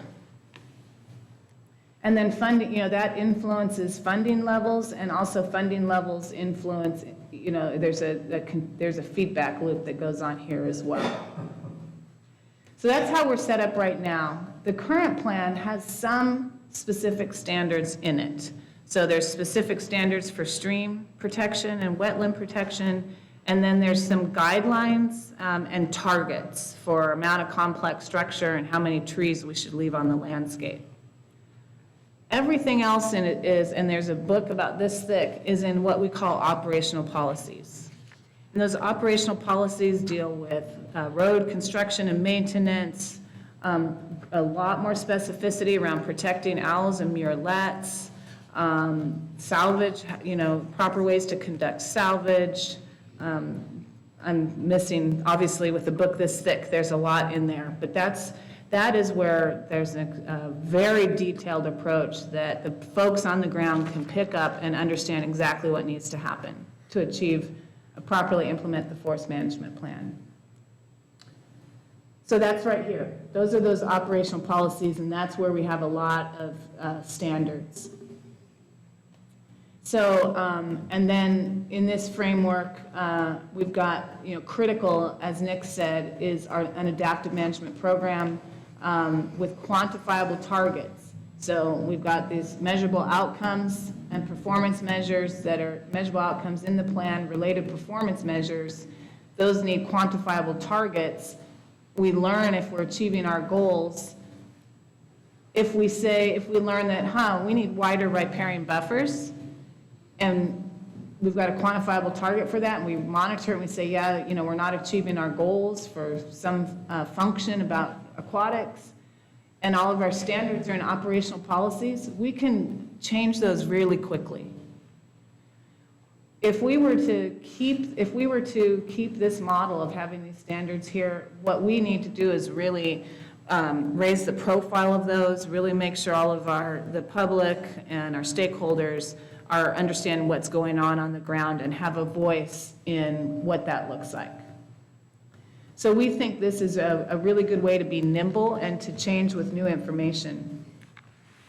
The public, dang. So, but what we are hearing is a fair amount of discomfort with that. These policies are approved by the deputy state forester, and she reviews those and approves those. And so what we're hearing from folks is either they want to have more input in this, or actually they'd rather see the standards up here under the board's jurisdiction. So we're coming up with some ideas around how to address that, but I just wanted to make sure you all know we're hearing that. We're really we're going to present some options eventually to the board around how they would like that to be addressed. Because they're not an Oregon administrative rule, we're able to make those changes more quickly. Have I forgotten anything about this chart? So I'll pause there. Any questions about that? We haven't gone down to the funding level.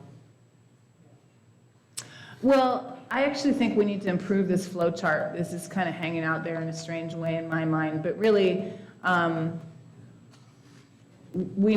I said, we're funded through the sale of timber, so that, what's actually happening on the ground is going to determine how much money we have, which then determines, how much we can invest, in this example, in adaptive management. But it also addresses, how we're going to implement the plan, and in turn, what we can really do in terms of actual operations and recreation on the ground. So there's a feedback loop that I don't think we're really representing very well here.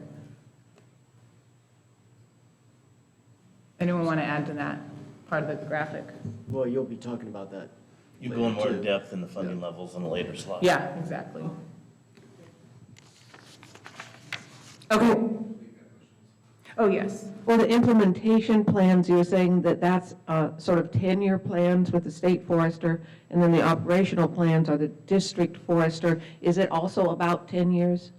The operation plans are right now annually. So they're annual operation plans. We've done some internal restructuring of how we're organized, and so we're thinking if there's another way to do that that actually can bring public engagement in sooner in the process. If the public is looking at a year at a time, you don't get the big picture. We're not able to change according to what we're hearing from you. So that's why we're just calling them operation plans right now rather than annual operation plans. So that's the intent.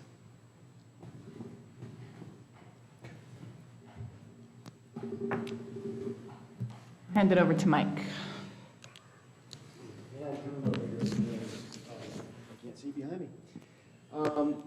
So that actually never really goes into it. And so for non-ODF retired or current employees in the audience, for those of you who don't know, who don't work or have worked in the past for ODF, for everybody else, who is aware of our implementation plan process?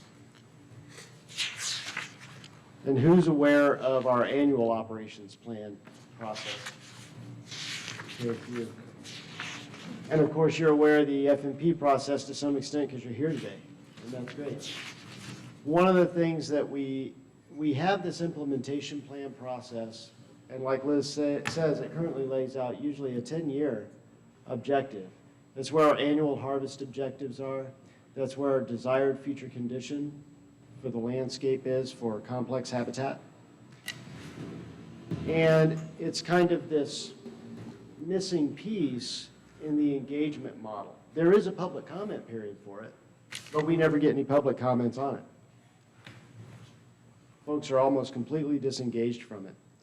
And so one of the things that we really want to do with the new plan is provide a more deliberate structure around our decision-making that reaches out more to actively engage stakeholders, public, county partners, everybody, to really get in there. Now, let me see, how does this go back? Okay. As Liz pointed out, board decision-making space is up here. Down here, this is all with the state forester and below. State forester, district forester. That's not going to change in terms of the actual approval process. The state forester is ultimately responsible for implementation plan approval. District foresters would probably, well, actually we're changing that model a little bit, so I'm not going to speak for Ron about how that might play out.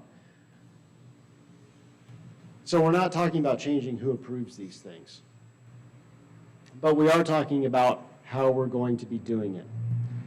We're going to be using a process called structured decision-making, and that is a process that's been adopted by the Interior Department for a number of years now.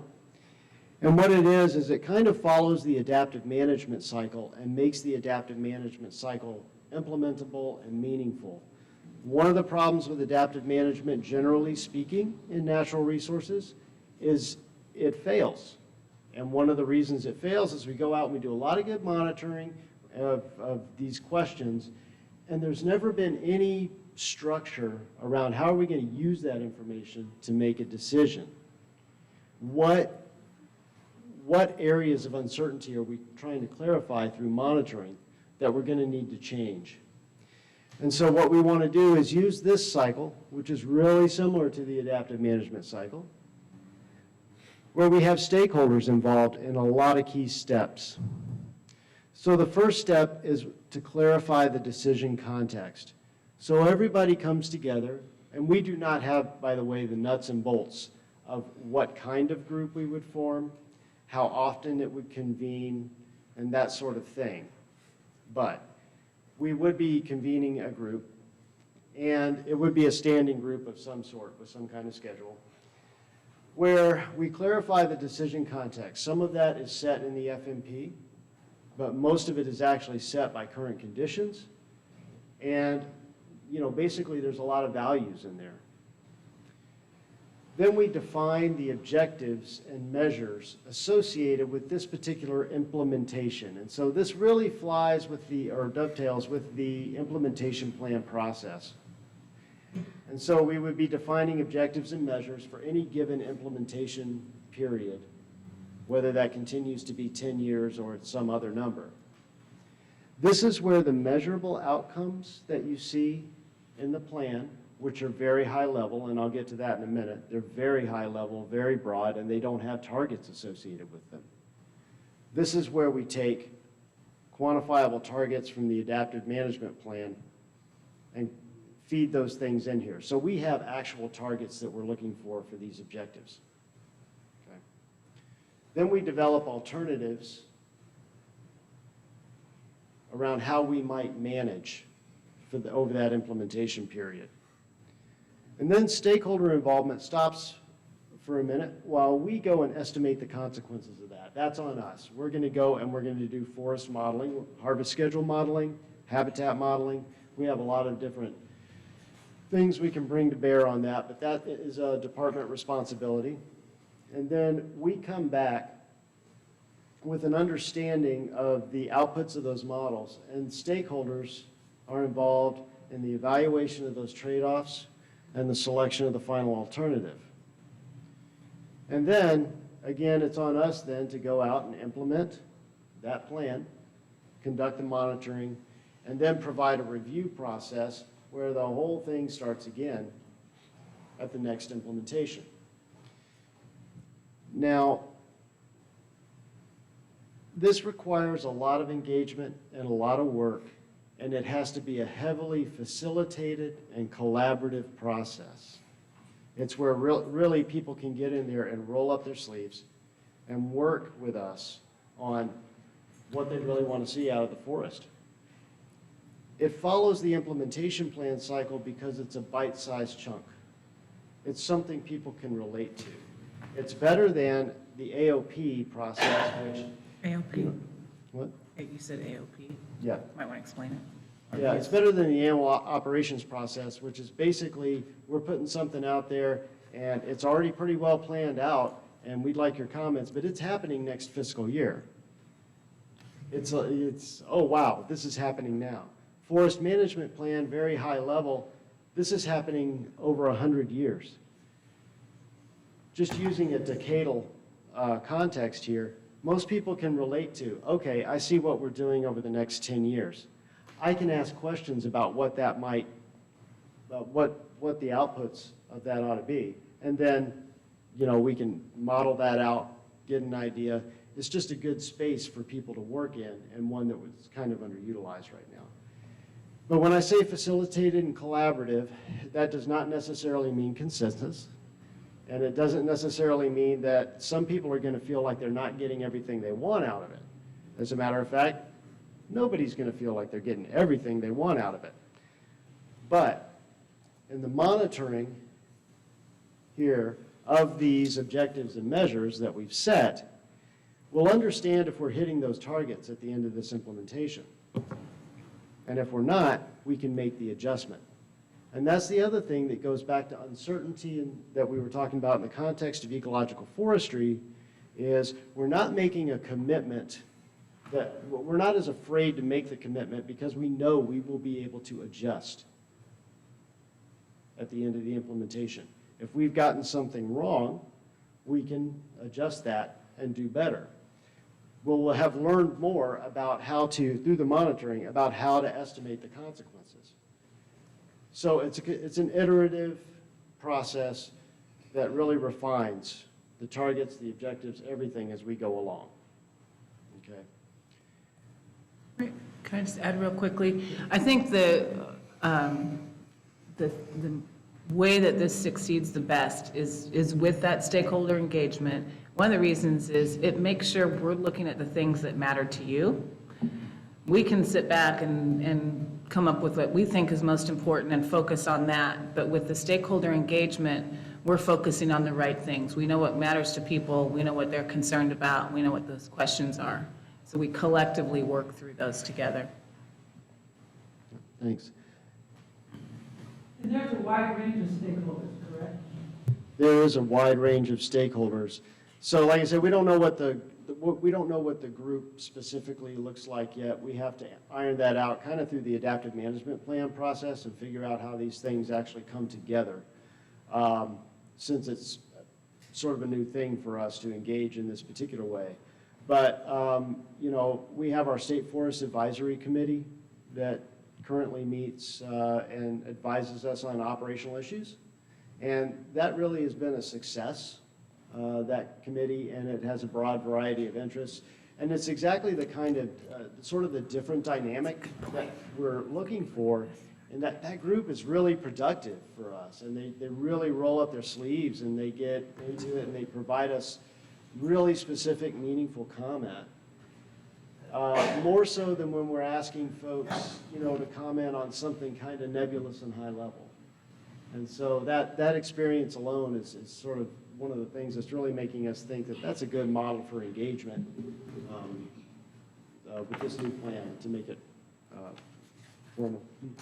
I would add as well, so then also the context of the annual operations, you will understand more clearly, theoretically, would understand more clearly the goals for any given year, how they relate to what we're trying to achieve over those 10 years. And also, there's likely still, and you may still have questions about that at the annual scale or about individual sales, but in theory, you understand how they relate to that longer term goal a little bit more clearly.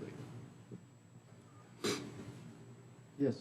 The measurable outcomes and quantifiable targets, are those part of the stakeholder involvement or Repeat the question. Yeah, thanks. So the question was whether the measurable outcomes and quantifiable targets and so forth are also part of the public process or the stakeholder engagement process. And the answer is yes. So we held a measurable outcomes workshop in October, right? No, September. Time flies when you're having fun. And we got feedback on those measurable outcomes and described the process. This was actually part of that presentation to describe the process as to how they would be used. The quantifiable targets themselves that go with the measurable outcomes will be part of the adaptive management plan development, which will have, it's a little bit behind the rest of the FMP, but it will have the same type of stakeholder involvement. We incorporated what we heard. We incorporated what we heard on measurable outcomes. Yeah, and actually, there's a measurable outcomes, the reports here, right? Measurable outcomes report up there from that workshop that shows in detail how we incorporated the input from that workshop. And that's a good. What's the time interval with learnings? The time interval, well, we see it flowing with the implementation plan cycle for the most part. There is the potential that monitoring could show something, especially something that needed to be corrected sooner rather than later during the implementation plan before it's ended that we could still react to, because not all monitoring of all these things are going to actually flow. Some of the questions around habitat development, for instance, aren't going to be answered just in a 10-year cycle. We might have a good idea of the trend of how it would go. So anything that's functioning on that kind of time horizon, whether it's 8 years, 10 years, 12 years, whatever it ends up being, won't necessarily be answered, but the process would flow along that same, would be integrated with that same implementation plan. I think the overall goal here is dynamite, and you're right. I mean, y'all have heard that there is too little information too late in the process. So do you see this as the creation of another committee, which would meet in Salem? And obviously Salem is not Clatsop County, and Clatsop County has more state forestry than any other county in the state. We are 3 hours from Salem. Or are you talking about community meetings so that, for instance, Norriston Heights folks would know what the plans were before it was too late?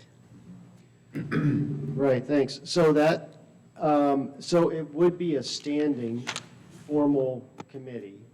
It would be fairly critical that a lot of the same people were involved throughout the process.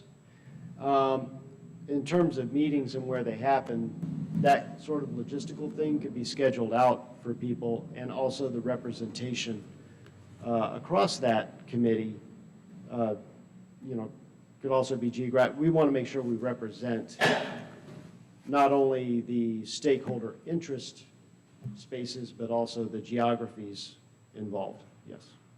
Can I add to that, Mike?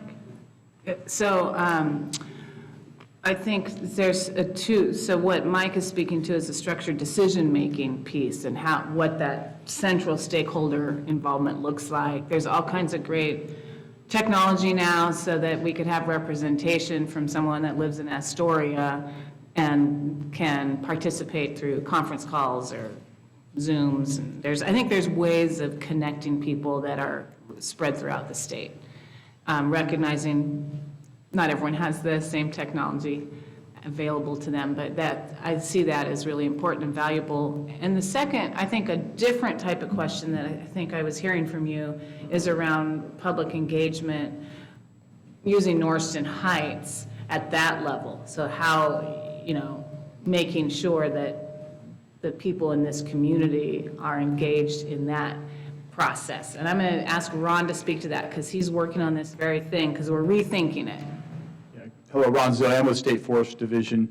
We're going through an organizational development change as well within the division on how we do planning and coordination. So we're taking a fresh look at how we do public engagement. We have a centralized planning and coordination team. We just stood up this past summer, and we're going to be looking at opportunities, both this year and then in out years on how we can work collaboratively with the district staffs to identify key resources that might be of interest to stakeholders, et cetera, and then, reach out to them. So there's awareness of what we're doing to try and better explain our plans and intentions and goals for those operations in advance. So it's something we're taking a deliberate look at, and we'll be continuing that conversation.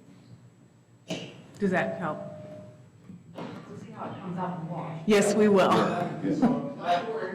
Right. No, I have a history. So I've been with the State Forest Division for over 25 years, and I've spent a lot of time here working in Clatsop County, over 22 years at that time. So I'm fully aware of the community here and what the interests are, and we'll be paying attention to making sure that we're trying to make sure that we have proximate opportunities and timely opportunities to share things to this local community as well.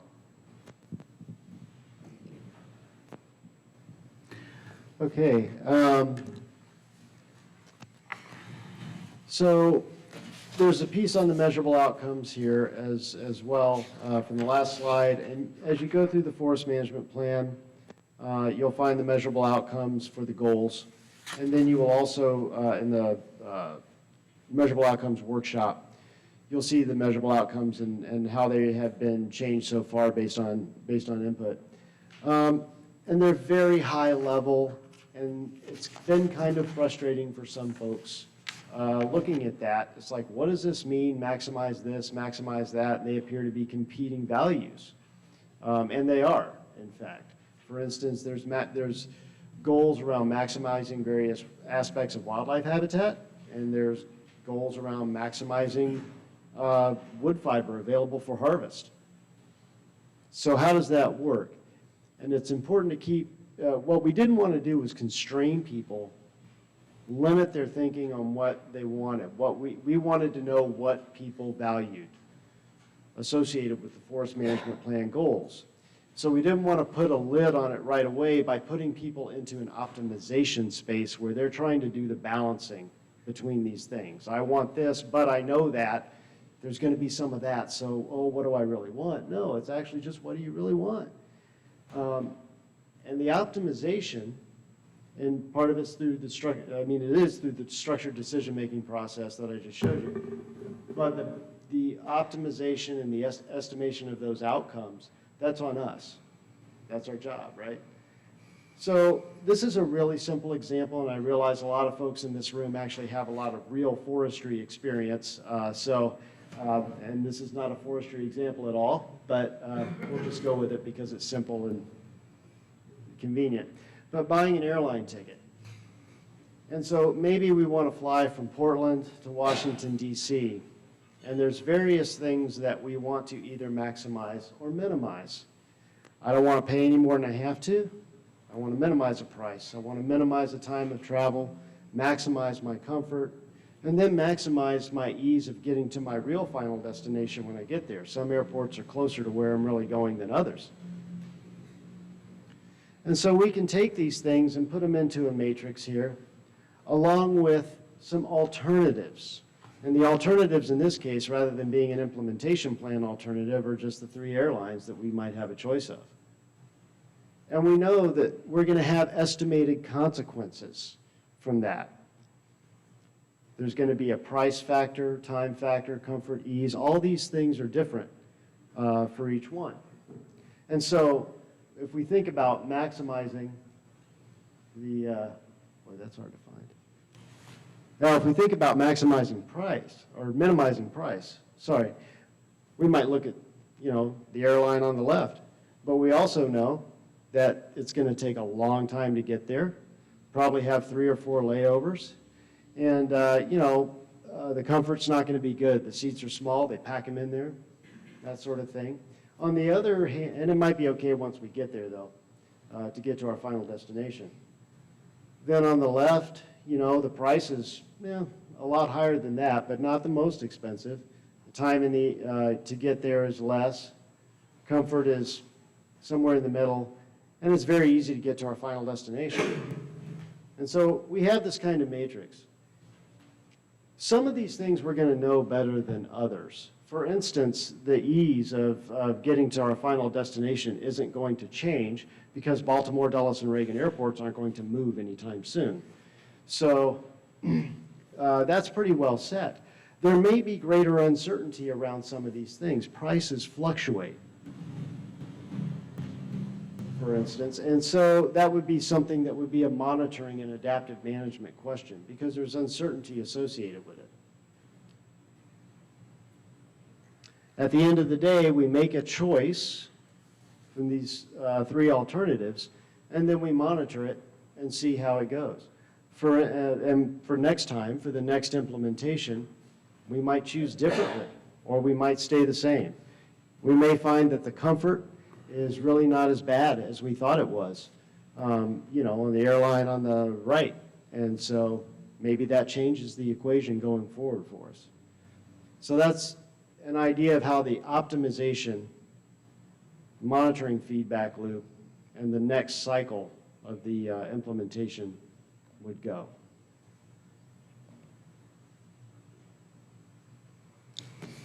All right. If I may, this example is that the group working on the collaborative method of speaking, of making these decisions, would line out the different choices. And then together they would talk about and come to the best choice of all these factors once they've been identified and put out there. Right? That's right. Basically what you're saying. That's right. And the only thing that we would really be doing separate from the stakeholder process is in the estimation of those consequences, which would be done through the modeling. So we have, the price that we think, the comfort we think, or whatever, and then the monitoring component, and then presenting it back to stakeholders for the review, so that we can start the next cycle. And so in the process, stakeholders would have a more clear understanding of how the decisions were made and what brought them to that decision. That's right. I mean, that's the transparency of it, right? It's how are we making this decision? Why are we making this decision? It's the tie back to that. And so when we get people better involved in the implementation, and they have that little bit longer view that they can take, as opposed to the annual operations plans happening right now, I think that'll help build a lot of understanding. Will they be set in deadlines of, because you can, you'll have to make a decision. So how will they determine when the discussion is over? So the process hasn't been totally mapped out yet, but there would be some number of meetings, Yeah, so, And then- and we have talked a little bit about that, for sure, and Mike's right, we haven't mapped it out yet. It's for our goal of being nimble and changing and as, quickly as we can with new information, we don't want it to be a protracted process. We don't want to, however, sacrifice public engagement, so it's finding that balance. Some questions are just going to take longer, just because that's, the nature of the question. Others may turn around pretty quickly. So that would be the intention, and then part of it is cost, and I raised this right away when this was presented from our team of experts. We've hired an expert in adaptive management to help put this together. And the thinking is that we can frame it in a way that is affordable, efficient, and effective. So that's part of that time frame question too, Kathleen. It really falls back to the facilitation and effective facilitation so you can get things accomplished in as few meetings and as quickly as possible, still getting a good result, making sure all the feedback is adequately captured. And then there is, once an implementation has been picked, we also are kind of, what's the frequency with which that group would get together during the implementation, just to get an update on things. It might just be annual or something like that. It wouldn't be overly burdensome at that point.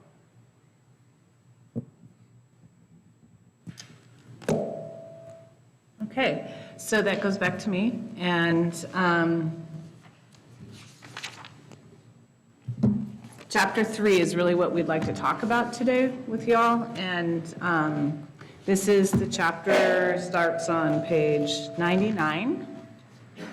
Really echoes. So in this slide, what I've done is just listed all the resources that are covered in this chapter. So you can see there's an extensive, robust list of resources that need to be addressed in how we manage these public forests. So I'm not going to read through all those, but just calling out for you that that's the sort of breadth of topics that we're covering in this section. I really think of it as kind of the meat of the document.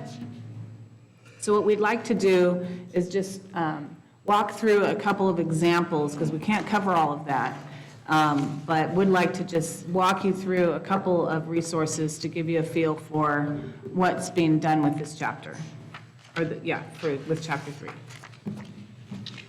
Okay, and I'm going to walk us through the wildlife goals and strategies then, which is page 103 is where the goals are listed. And so there's two, large primary goals for wildlife in the plan. The first is to foster and enhance functional and resilient systems and landscapes to support native wildlife communities. And the second is provide the variety and quality of habitat types and features necessary for long-term persistence of native species. So for context, the first one sort of is, the operative words there are function, resilience, landscapes, communities. It's really about sort of larger scales. And then the second goal is more about individual species needs in terms of habitat types and features. Can you guys hear me? Yeah. Okay. She told me to ask.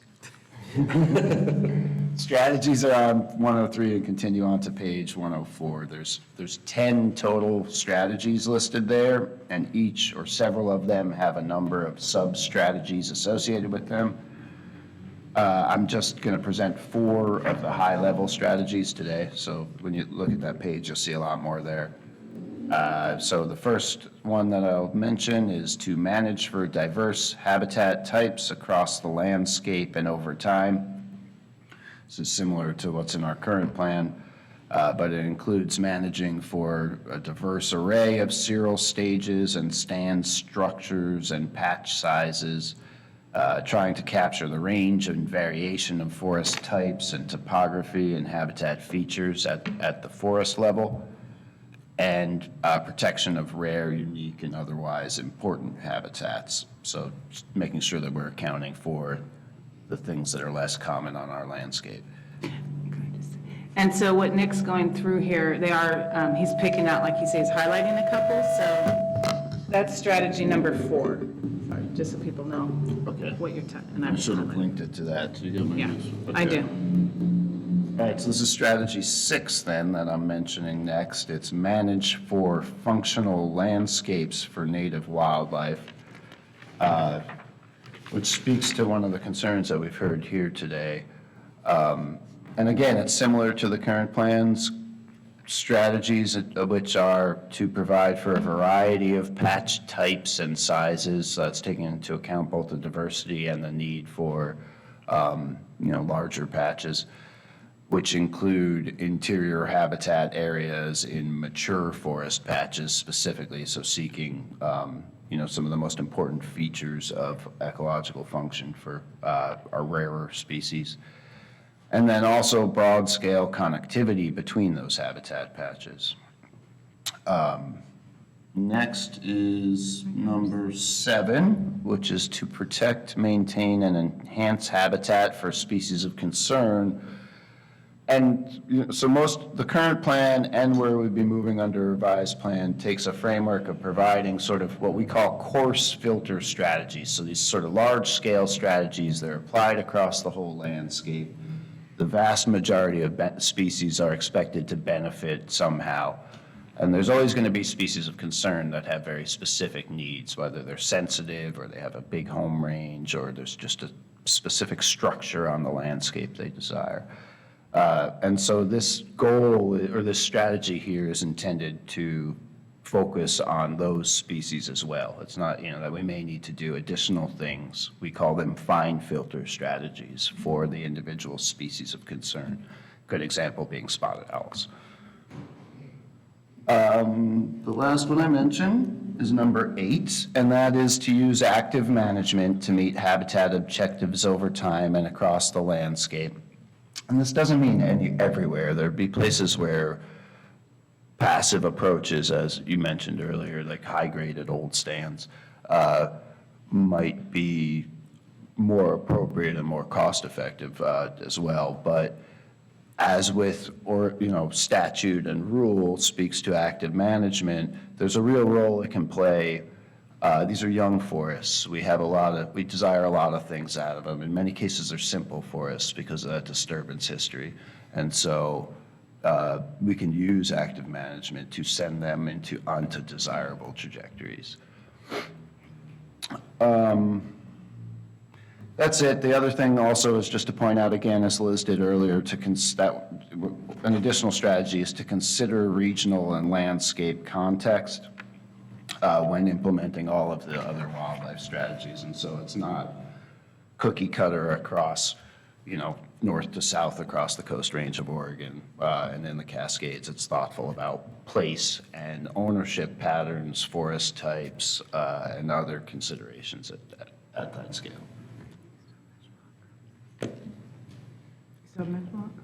Oh, I still have measurable outcomes? Yeah. I like my strategy so much, I forgot. So as Mike mentioned, the measurable outcomes are very high level. The meat will be in the quantifiable targets. And so these read maximize wildlife habitat for all native wildlife species, which is somewhat consistent with GPV language. Maximize compliance with federal and state endangered species acts, and minimize short and long-term impacts of climate change on wildlife habitat. So obviously very lofty, but as we've tried to show the meat will be elsewhere. And with that, I can either take Pause for questions? questions, yeah. Okay. Yeah, go ahead.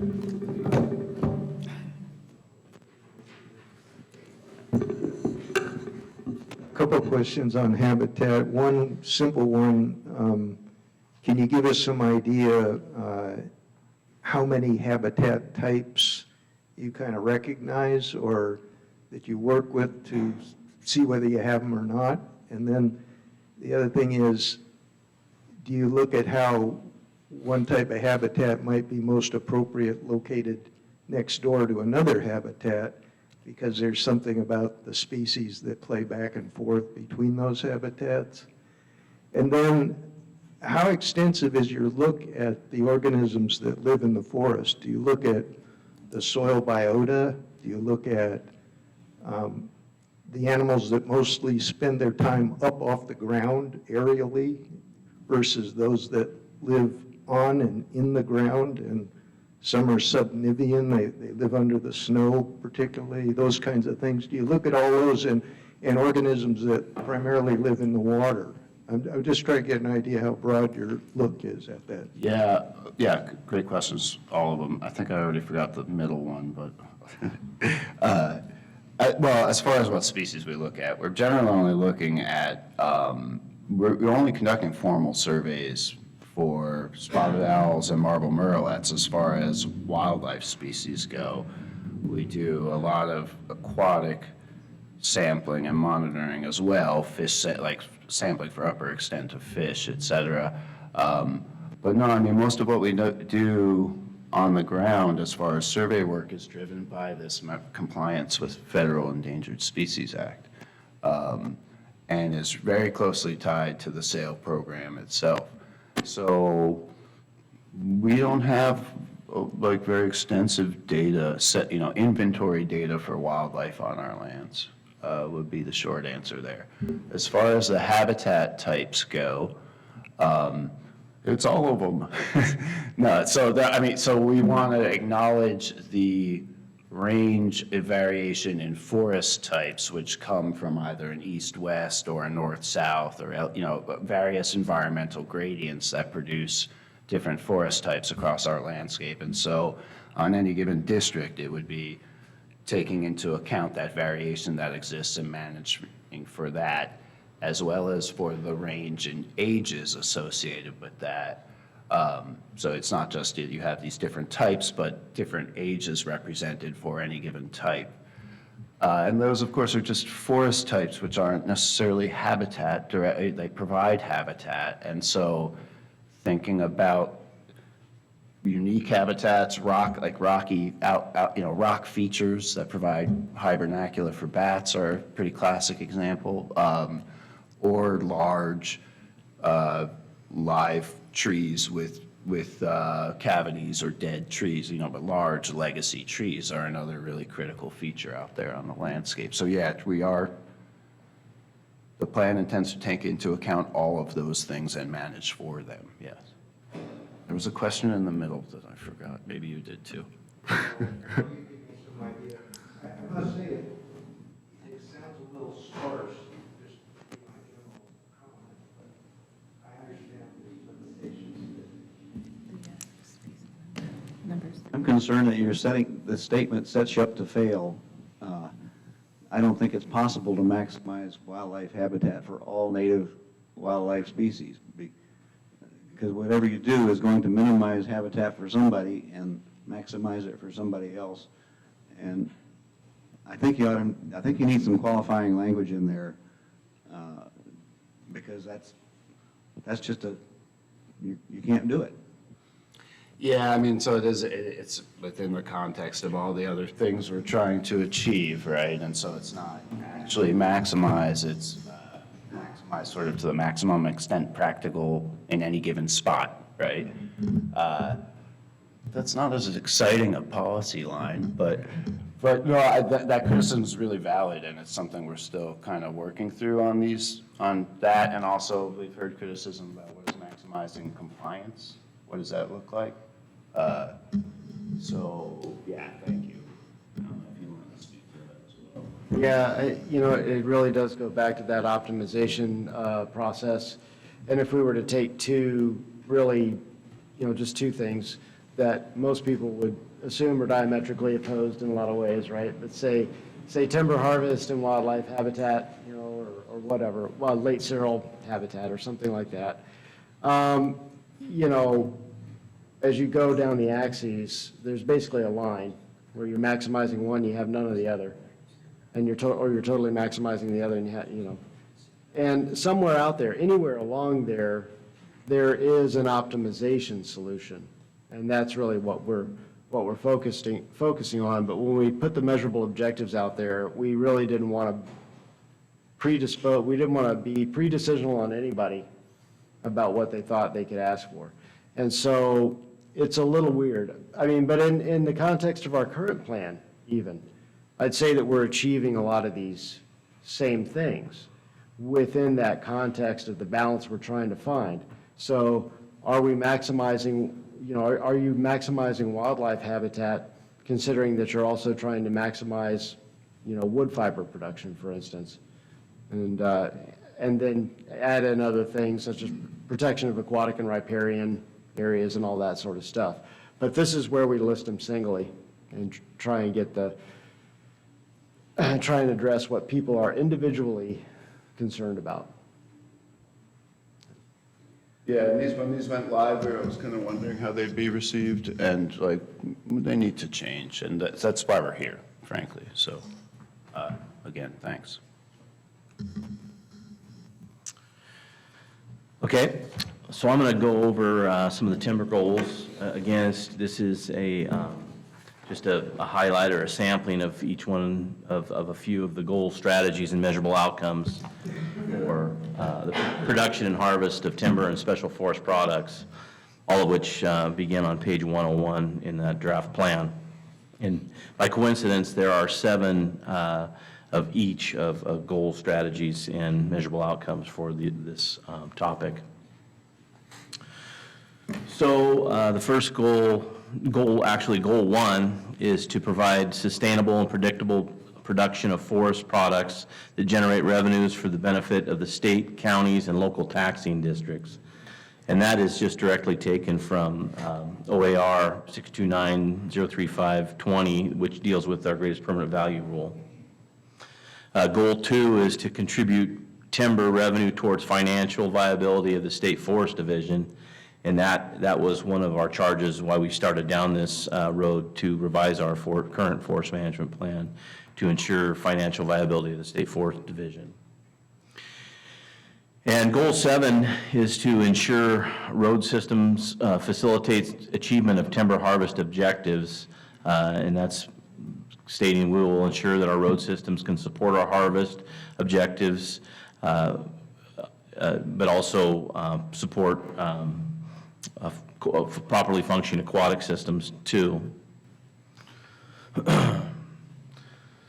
So strategies that we are implementing are, although they seem very timber-centric in this section, do speak to other resource goals and do speak more specifically to forest health and rehabilitation and more integrated harvest objectives. So strategy 1 is to actively manage state forest landscape and individual forest stands. And this would account for all aspects of forest management, volume, financial return, rehabilitation of stands, and other resource objectives. Strategy 2 is to apply standards for silvicultural techniques and conservation strategies. Examples of this would be the amount of green trees or down woody debris left within a regeneration harvest unit. Strategy 3, to actively manage the state forest landscape to incorporate silvicultural treatments that integrate harvest objectives with habitat and other conservation objectives at a landscape level. So again, complementary harvest planning, making sure that the strategies we're implementing are taken into account the broader picture of the overall landscape. So the measurable outcomes will be used to inform our management strategies on where adjustments need to be made to better meet goals of the plan and an adaptive management concept like Nick alluded to and Mike had also talked about. So they are, again, somewhat higher level. So measurable outcome number 4 is to maximize volume of merchantable wood fiber available for harvest. Maybe an example of this would be the acres of, a measurement would be acres of rehabilitation of understocked or unhealthy stands. Measurable outcome number 5 is to maximize the availability of timber for future harvests. This may be measured, an example might be something like monitoring our success in reforestation. 90% of our acres are fully stocked. Measurable outcome 7, maximize net revenue per acre available for harvest. That might be measured through the utilization or implementation of new harvest practices previously, areas where they were deemed previously unharvestable, that we now, with new techniques or different equipment types, might be able to be harvested. So that might be just an example of some measurement that we could use. So that's what I had for the timber section. Is there any questions on that? Again, it's the same thing like Tom had just mentioned with the wildlife section, when maximizing wildlife habitat, and then one of the timber goals is to maximize production of wood fiber. So those do seem like competing interests, and that's where you go into this structured decision-making where we're trying to work with stakeholders to find the optimum answer. So, Chris? It's kind of on the species. What, do you have a hierarchy of which species of tree for timber you're most interested in? Taking the broadest example, is there any emphasis on hardwoods? Some reason to have hardwoods versus softwoods and that sort of thing? How do you figure all that into the equation? A lot of those decisions are made at the district level by our reforestation team, and what we're looking to do is always try to put back the native species that have grown there successfully in the past. So not trying to force a Doug fir into a wetter site. We'd be looking at putting alder or spruce or hemlock. So that's we try to let the ground dictate the species composition, and that's, again, when we're planning out several years in advance, because we have to sow our seed several years in advance to have it available, so that those looks do take place, several years ahead of the actual harvest. So.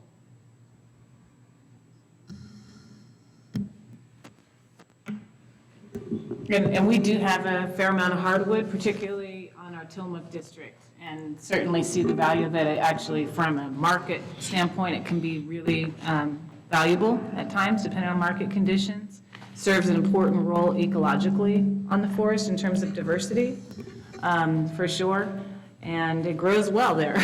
So, it's really important. All that has to be accounted for as we look at the landscape. So, thank you. What do you consider a hardwood? Typically in the Northwest region, we're talking about maples and alders in terms of sort of the... I'm a woodworker, and I'm sorry, but alder is not a hardwood. Oh, it's not? But I'm just curious how it's okay. What would you, tell me what you would think needs to be considered? Deciduous tree. Deciduous tree, and it's really soft, and you grind it up and stuff. And I think its sole purpose is in furniture making, where it's the framework of an overstuffed chair, because it doesn't have much strength, but you put it inside, then they go. That's what they use alder for. Or cheap cabinets, which they stain to look like something else. That's the sole use of alder. So what hardwoods would you want to see out there? I don't know. I'm just curious. When you said hardwoods, I was trying. Maple, of course, one of the most underutilized as a woodwork. One of the most underutilized hardwood trees is western maple. Yeah. It's so sad to see it go to Wana and they grind it up for pulp and put it in paper. Phew, man. Yeah. What a loss. And ecologically, maples are really important as well for all types of different species. So they can take up a big footprint. They're very limby, but they're definitely a part of our approach for wildlife habitat. There's a hardwood mill in Garibaldi that purchases a lot of our alder, so they call themselves a hardwood mill. What's that? What no. I think it's No, it's still open. They're purchasing from our Northwest Sunlight Hardwoods. sales. They were just at our last meeting. Anyway, that's why we call it hardwoods. But I hear you. I have alder floors, for what that's worth. Alder too, important source of nutrients and riparian systems as well. And head walls. Oh, yes. So do you guys plant alder, or do you just kind of, it grows mainly in the disturbed areas? Do you guys try to plant, like, up in Washington, I've been part of groups that we've planted alder, and it just doesn't work out.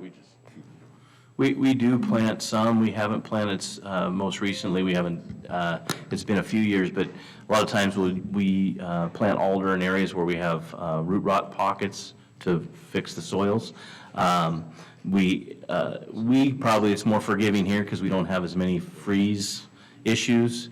I know Forest Grove had a plantation that was about almost 20 years old. I think it had been pruned and thinned. Some of it, anyway, they had, I think it was 2 or 3 years ago, we had that big ice storm and the whole plantation was damaged. So there are risks with planting alder.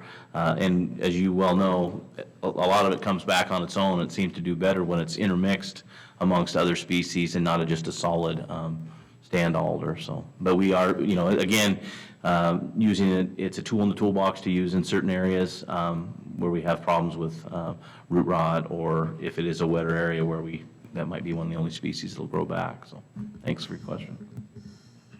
There's a hardwood research co-op, and I'm struggling Nick and I were just having a side conversation to know if it's still active or not, but we were part of that historically. We had membership on that, so we're definitely tracking. But yeah, it's challenging to plant and then to maintain. And isn't it a nitrogen fixing? Yeah. So actually, you are, and on my place too, I logged all of my place now. Boy, does it ever come back. Yeah. A few trees left, but it's actually enriching the soil for the other species. Yep. That's exactly right, and that's why it shows up after a disturbance, because it can grow in disturbed soils that may be more nutrient poor, and then it also does well in riparian areas because it doesn't mind having its feet wet.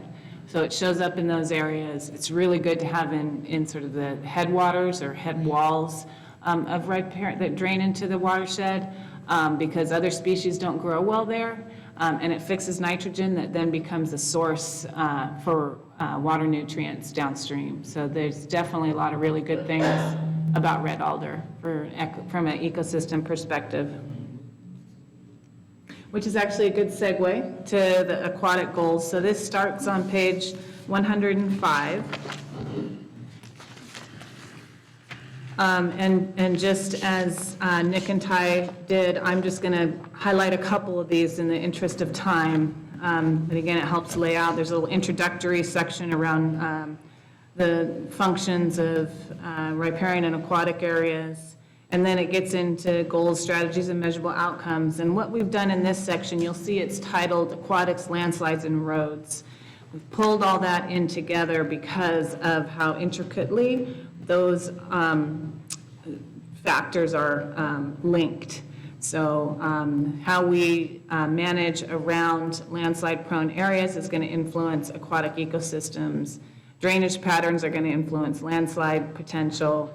Roads obviously have where they cross stream channels and change potentially hydrologic patterns are really important for us to pay attention to maintain aquatic function. So on page 105, I'll just highlight 2 of those goals. Goal number 2 is to establish a network of mature riparian buffers around streams and other water bodies to support watershed functions that protect water quality and promote high-quality aquatic and riparian habitat. So this is getting down to more of the site scale. There are goals that are at the larger scale, but that's really what that's, speaking to with that network of mature riparian buffers. And then goal number 3 reads that we will minimize the effects of roads and landslides on watershed processes and aquatic habitat. So also starting on page 105 and going through to 107, because we're covering all these elements, are a set of strategies. So the first one I'll highlight is under the riparian and aquatic strategies on page 105 is the first strategy, which is to establish riparian buffer standards appropriate to maintain, protect, and enhance ecological functions of aquatic features. And there are several sub-strategies in there that have us classifying streams based on sort of their, the ecosystem services that they provide, establishing no harvest buffers, equipment exclusion zones, retaining trees around seasonal streams, et cetera. So that's an introduction into that first strategy. And then moving to page 106, which is under landslides, debris flows, and steep slopes. The second strategy reads to establish no harvest riparian buffers on debris flow prone streams below upland unstable slopes. So what we know about these areas on the landscape is that regardless of management, they are prone to landslides and debris flows. When we manage in those areas, we want to make sure that we've maintained as much of the ecological function as possible. By establishing no harvest buffers around there, we're stepping back from those areas. And also, when or if they do fail, they'll be delivering wood to their downstream reaches of the stream. This has been demonstrated through research to be a really important watershed function, and that's that when a landslide does occur, it brings wood and gravels to the stream system that are important for aquatic habitat. So that's the basis of that strategy. And then finally, I was going to highlight under road strategies, I'm highlighting the third strategy, which is on page 107. And it reads to avoid roads in critical locations, including parallel to riparian areas with potential for slope instability or the potential to impact water quality. And then there's some sub-strategies in there of some internal policies we have that define critical locations and the importance of construction best practices and vacating, relocating roads, et cetera, to address those concerns.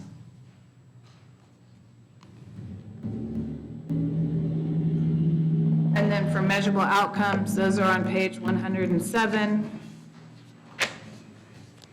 And I'm just highlighting, you can see there's 13 there, and I would argue that's because we're covering a lot with riparian aquatic areas, landsides and roads, so there is a lot there. You'll see it's the same language around maximize and minimize.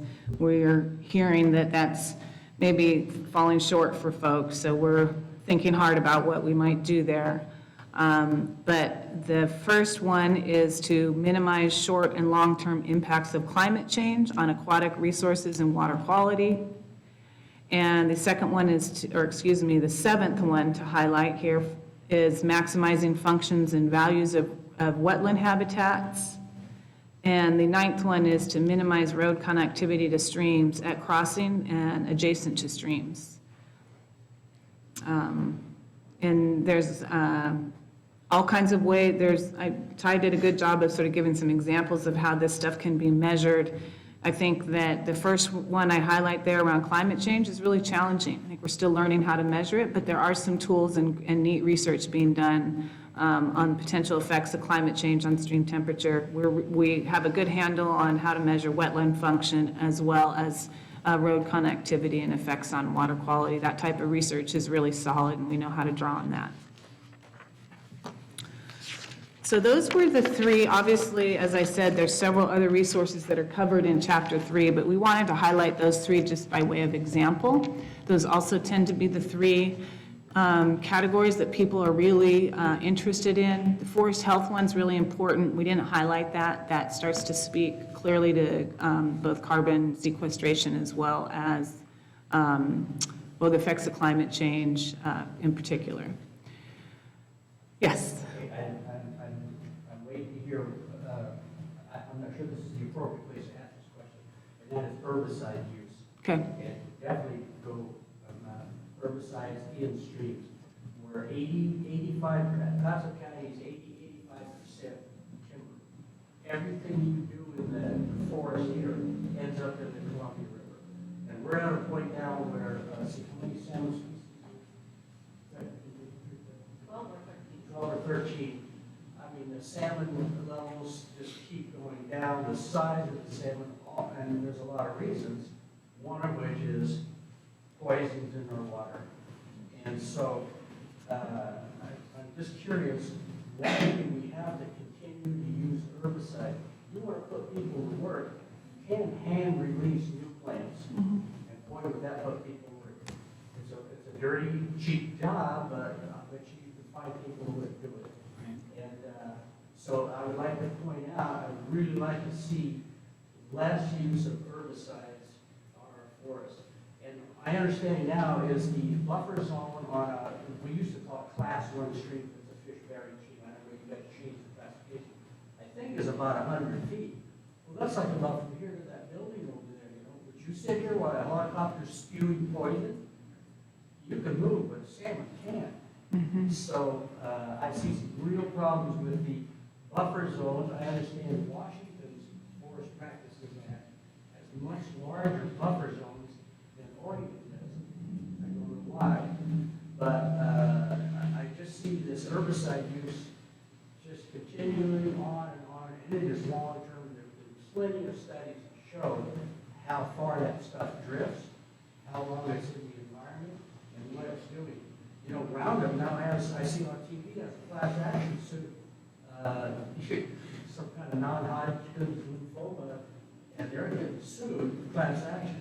And I'm pretty sure Roundup you guys are using in the forest. So I don't know the exact chemical name. But, anyway, I'm very, very concerned about herbicide use in our forests, and I think we can hand release plants and we put people to work. Right. Appreciate that, and that's consistent message we're hearing from stakeholders. And there's a survey done every couple years, I can't think of the company that does it, of Oregonians' beliefs and values. Who's it? DHM. DHM, thank you, around forestry. And some of the consistent messages are looking for a balanced approach to forestry, reforestation, important water quality, wildlife habitat, and pretty consistently now stating that folks don't want to see herbicide applications in forests. So that is definitely showing up in all kinds of places where, you know, we're polling the public. So I understand that it is a effective tool to get quick, effective reforestation, effective in terms of successful reforestation without having to go back in and replant several times. So we know that. It is about half the expense of doing other types of release, so that's a factor as well. There are areas on the landscape, particularly in the Tillamook forest, where it's extremely unsafe to put people on those slopes doing that, so that's safety is a concern as well. All that said, we're hearing that loud and clear, and it's consistent, and we've been talking internally around what are some things that we could put on the table that provides some options that still allow us to use that as a tool in some areas and maybe take a different approach in others. But we're just now starting those conversations. But this is a consistent message, and we're well aware that we need to, you know, there's an opportunity to think about this a little differently. But it is a efficient, effective tool for us right now.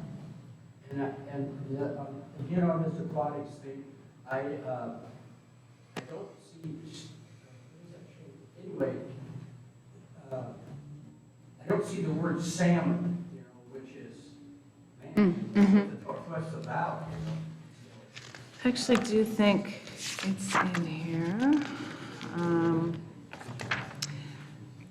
Right, and so we're saying all aquatic organisms. So we could call out more clearly, the iconic salmon and steelhead species. That would be easy to do.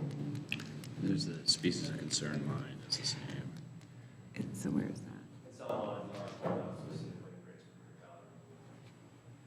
that? The salmonids are called out specifically in the greatest permanent value rule, which of course is in the hierarchy. We take the direction of the forest management plan from the greatest permanent value rule. So it's not an omission. The salmonids are definitely included. Salmon are included. And thank you for that, Justin. And if you turn, is this the one I'm talking about? So let me find the right page here for you. Appendix B, page 150, starts on page 157, and it's a list of what's characterized as species of concern. That's a threatened and endangered specific terminology, and sorry, those trucks are loud. As you can, what we've done there, is air quotes because it's Nick and our aquatic specialists have listed all the species that are considered as species of concern, and that includes whether they're considered as threatened or endangered. And so you can see it's quite a long list of aquatic species, including fish as well as terrestrial species. Do you want to speak more to that? All right, well, I just could have specified that when we have those lines, those strategy lines that say protect, maintain, and enhance habitat for species of concern, we're talking specifically about those listed in this appendix. And so the fish species start on page 164. And so, Chinook, of the various runs of, so we even break it down to whether it's a spring run or fall run, in cutthroat, coho, lamprey. So it's a pretty comprehensive list. But we can call that out more clearly in that front section, so I appreciate that. However, on page 100 in chapter 3, number 3, it says you will use integrated pest management to suppress or prevent unacceptable pest damage. Are you doing that currently now?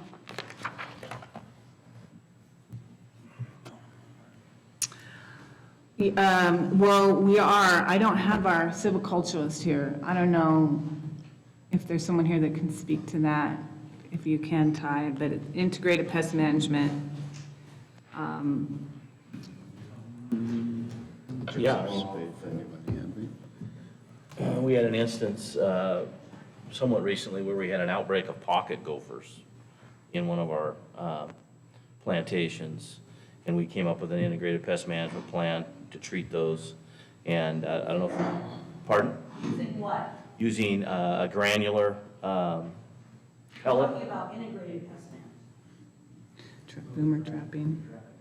Well, and we also trap mountain beavers that also eat the roots of the trees. So that's really probably our biggest integrated pest management thing that we do.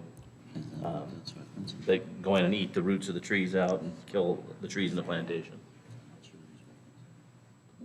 So there's a variety of things that we do based on, the cause and what they're affecting. But we have, tree protection programs, and we have browse effects. So we tube and, bud cap trees, for instance. We, prep a area prior to planting to just minimize, not eliminate, but minimize populations of, things that are going to, harmfully impact the trees, to an unacceptable level.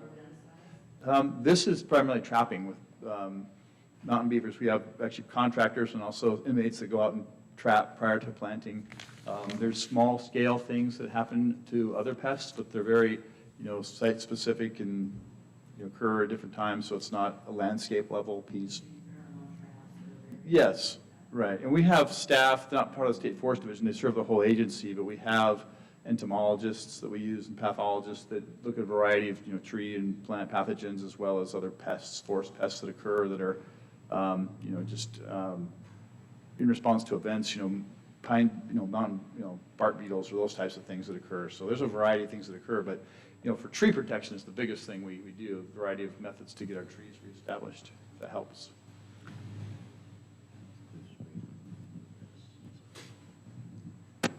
To be the one to be on the other side of the fence on the salmon. I think far too much attention is paid to single species and calling them out as being so darn important that we've got to save them. Salmon can't exist alone in these streams any more than we can exist alone on the planet without other organisms. I think the stress of the document should be on a healthy aquatic environment that support fish, because the fish will come if there are macroinvertebrates and other organisms in the streams. So those little inconsequential, in air quotes, organisms are what really count in the streams. And the fish will come along if the streams are healthy. So I wouldn't call out salmon and make it like that's the emphasis. I would call out having healthy streams that have a diverse biota in them that support these Thank you. species that we exploit. The other thing is on the landslides, I noticed in what you showed, and I haven't read through the whole section yet, you stressed the land at the toe of the slides and trying to protect that to keep debris flows from coming down. And actually,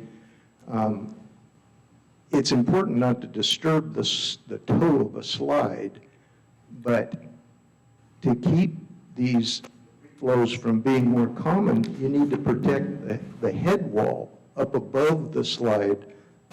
Above the slide is going to determine whether the thing moves or not. So I would put something in about mapping out slide terrains and understanding where head walls exist and protecting those. Perfect. We can do that. Totally agree. Yeah, I have a comment and question, I guess. A few years back, I think it was 2015, Oregon lost $1.2 million worth of federal grant money for failure to clean up debris and the silt from coastal streams that was primarily caused by logging. And I was just wondering, I'm assuming that most of these goals were in place at that time. I'm just wondering what may have happened, and also what further assurances do we have now that something like this isn't going to happen again? Yeah, thank you. So I know what you're referencing there, and that was really linked with what's called the Forest Practices Act, which all forest managers have, it's the law of the land for anyone, any landowner. We are managing public land, so we're a landowner. But the forest management plan currently and this one go above and beyond what's required under the Forest Practices Act. So we're doing more than what's in that document, in that set of laws. And that decision to take that money away from the state was based on what was in the Forest Practices Act. Is the Department of Forestry responsible for monitoring or kind of keeping track of what's happening on private land by private, industrial logging organizations? I mean, are you supposed to kind of make sure they're not doing the wrong thing too? And is that part of your charge? That's exactly right. In fact, we have a stewardship forester here today. She works closely, and we have those in every district. Our stewardship foresters work closely with landowners to help them understand what the laws require and to determine if they're compliant with the laws, and if not, take the appropriate action. So that's one piece around implementation. And then the private forest division, it's a separate division from state forest. It's obviously within the ODF organization. The private forest division has a monitoring team. And so they are constantly taking on one project or another. They can only do so much, but they just completed and changed the riparian rules for the western portions of Western Oregon, because they did a big research project that showed changes needed to happen. And now they're looking at the rules, stream protection rules for the Siskiyou georegion. So those are two big things they're doing. They're also looking at establishing resource sites. This is how the Forest Practices Act, language that the Forest Practices Act uses. They use the term resource site, and so they've been asked to look at establishing resource sites for marble murrelets as well as for coho. And with that in the Forest Practices Act, then the protection rules would flow from that. Yeah, this may have more to do with the Forest Practices Act, but one of the things that, I'll just throw it out and I'd be glad to hear your comments about it.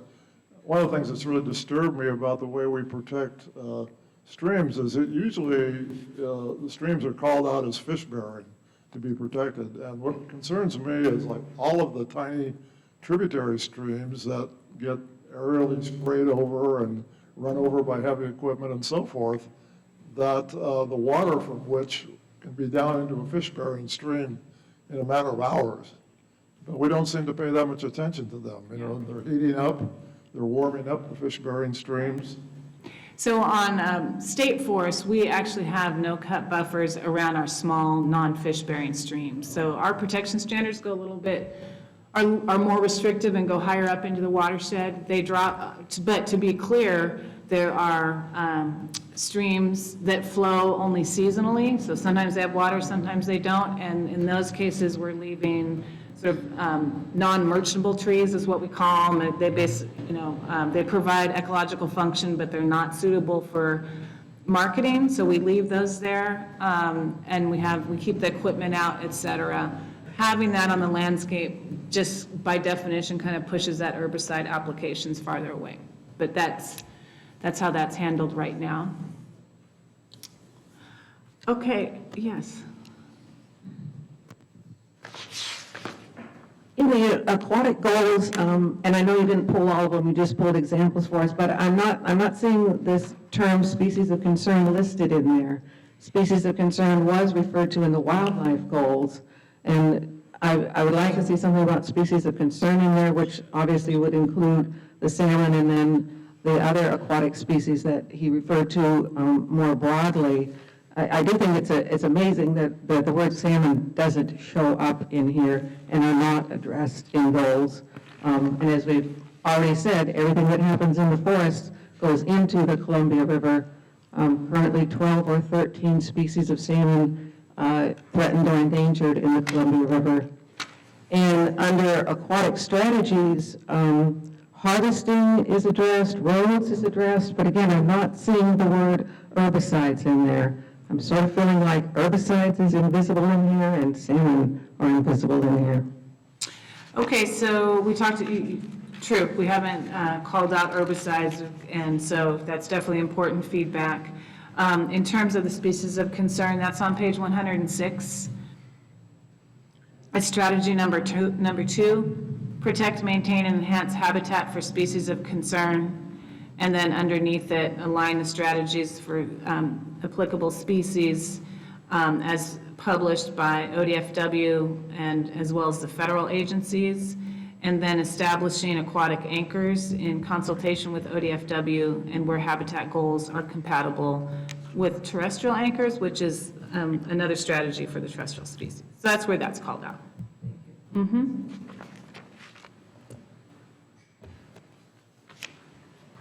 Okay, the next piece I want to talk about is moving now from those specific resources and thinking more about implementation.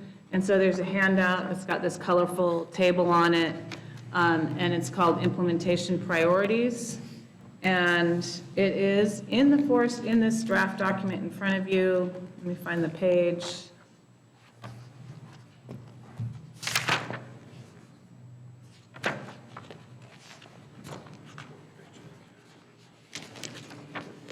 So it's on page 123, but we basically lifted that out and made this handout because the colors, we're gonna have to fix this for black and white.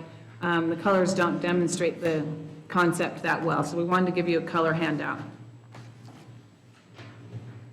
So this goes back to the funding conversation that we were having earlier, and the current forest management plan that we're considering to revise contemplates how financial conditions are going to impact our ability to implement the plan. And it states that there's going to be trade-offs that have to be made, and at any given time, we may be doing full implementation of the plan. At another time, we may not be able to, but over time, we should be able to meet those objectives and mostly do that full implementation. But it's a very coarse characterization of that, and so it establishes 3 different levels. So what we're doing with this is being a little bit more, we're expanding the thinking on this. There's still more work to do here, and we've set up some more specific criteria that help us understand, that can help us really decide what implementation level we're in, where we want to be, and how we explain that to the public. I would argue that over really since the late 2000s, we have not been able to fully implement the plan. So we've been, out of those 3 levels, we've been that middle zone really, and in the current plan that's characterized as focusing on revenue generating activities and high priority monitoring projects. That's one of the reasons we thought we should revise the plan, is so that we've got something that we can fully implement. But again, the current plan doesn't really help us really target where we are and be able to explain that to folks. So we've put together this matrix that looks at a couple different financial criteria. So one of them is the Forest Development Fund, and that's that upper left-hand corner as you're looking at it. Forest Development Fund is our operating fund. So of our 1/3 of the revenue that we keep, it goes into the Forest Development Fund, and we use that to pay for managing the forests and providing recreation, et cetera, doing restoration work. And then to the right is, we also have a tool to forecast our upcoming revenue. We feel most confident in those forecasts in terms of just a 3-year increment. So it's a fairly short-term look. All the economists tell us from a wood market perspective, if you try to forecast any longer than that, the uncertainty increases dramatically. So we're thinking about it in that 3-year time frame. And so really what we're looking at is thinking about what the Forest Development Fund balance is and what we think it would be in the next few years. And so we've characterized that in terms of a prudent Forest Development Fund balance. Our calculations right now are that if we have about a year's operating budget, 6 months to a year in that Forest Development Fund, that's a prudent balance. So if it falls below that, that's less than prudent. If it's right in there, we're considering that prudent. And if it's greater than that, then we have some more opportunities. But that also relates to where we think we're going. And so that's that forecast. If it's a decreasing, so revenues are going to decrease versus if they're increasing. And so our thinking here is trying to really characterize the gray zones, if you will. So up in the upper left corner, we would call that level 1. That's kind of the minimum level that we can implement the forest management plan. And that would be because the balance is below a 6-month operating fund, and we're predicting continued decline in revenue. And as you move over, there's an increasing level, even though the prudent balance is, even though it's less than a prudent balance. And so we can do a little, so at the lowest level, we're just in a maintenance mode. As you move to the right, we start doing a little bit more reinvestment because it's looking like a more positive outcome. If you go down a row, now we're looking at, in a situation where we've got 6 months to a year of an operating balance, but our forecast might be that it's decreasing as we look into the future. But because we're in this prudent situation, we feel like comfortable continuing to reinvest. And by that I mean maybe building more recreation areas, more money put into our education programs, road upgrades, more research and monitoring. Those are what I mean by reinvestments. You move to the right, we have a prudent balance, and we see an increase in the next 3 years. And so now we can even do more reinvestments. And then you come down to the bottom row, we've got a really good fund balance, but it might be decreasing in the future. We still feel comfortable doing what we're doing with reinvestments because the prudent balance. And out to the right, where we've got a good fund balance and we have increasing revenue, we can really actually expand our investments. So I think that, what we need to work on is kind of characterizing that a little bit more, with a little bit more clarity, but this is where we are at this point with the draft. As you look down at the bottom of this handout and onto the next page, we attempt to define those levels. We're calling them level 1, 2, 3, and 4.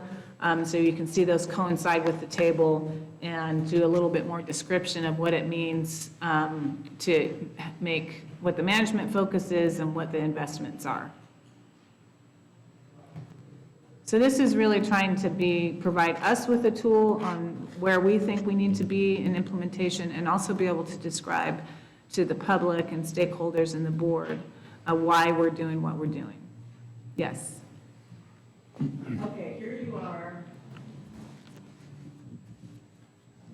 ODF. And there's the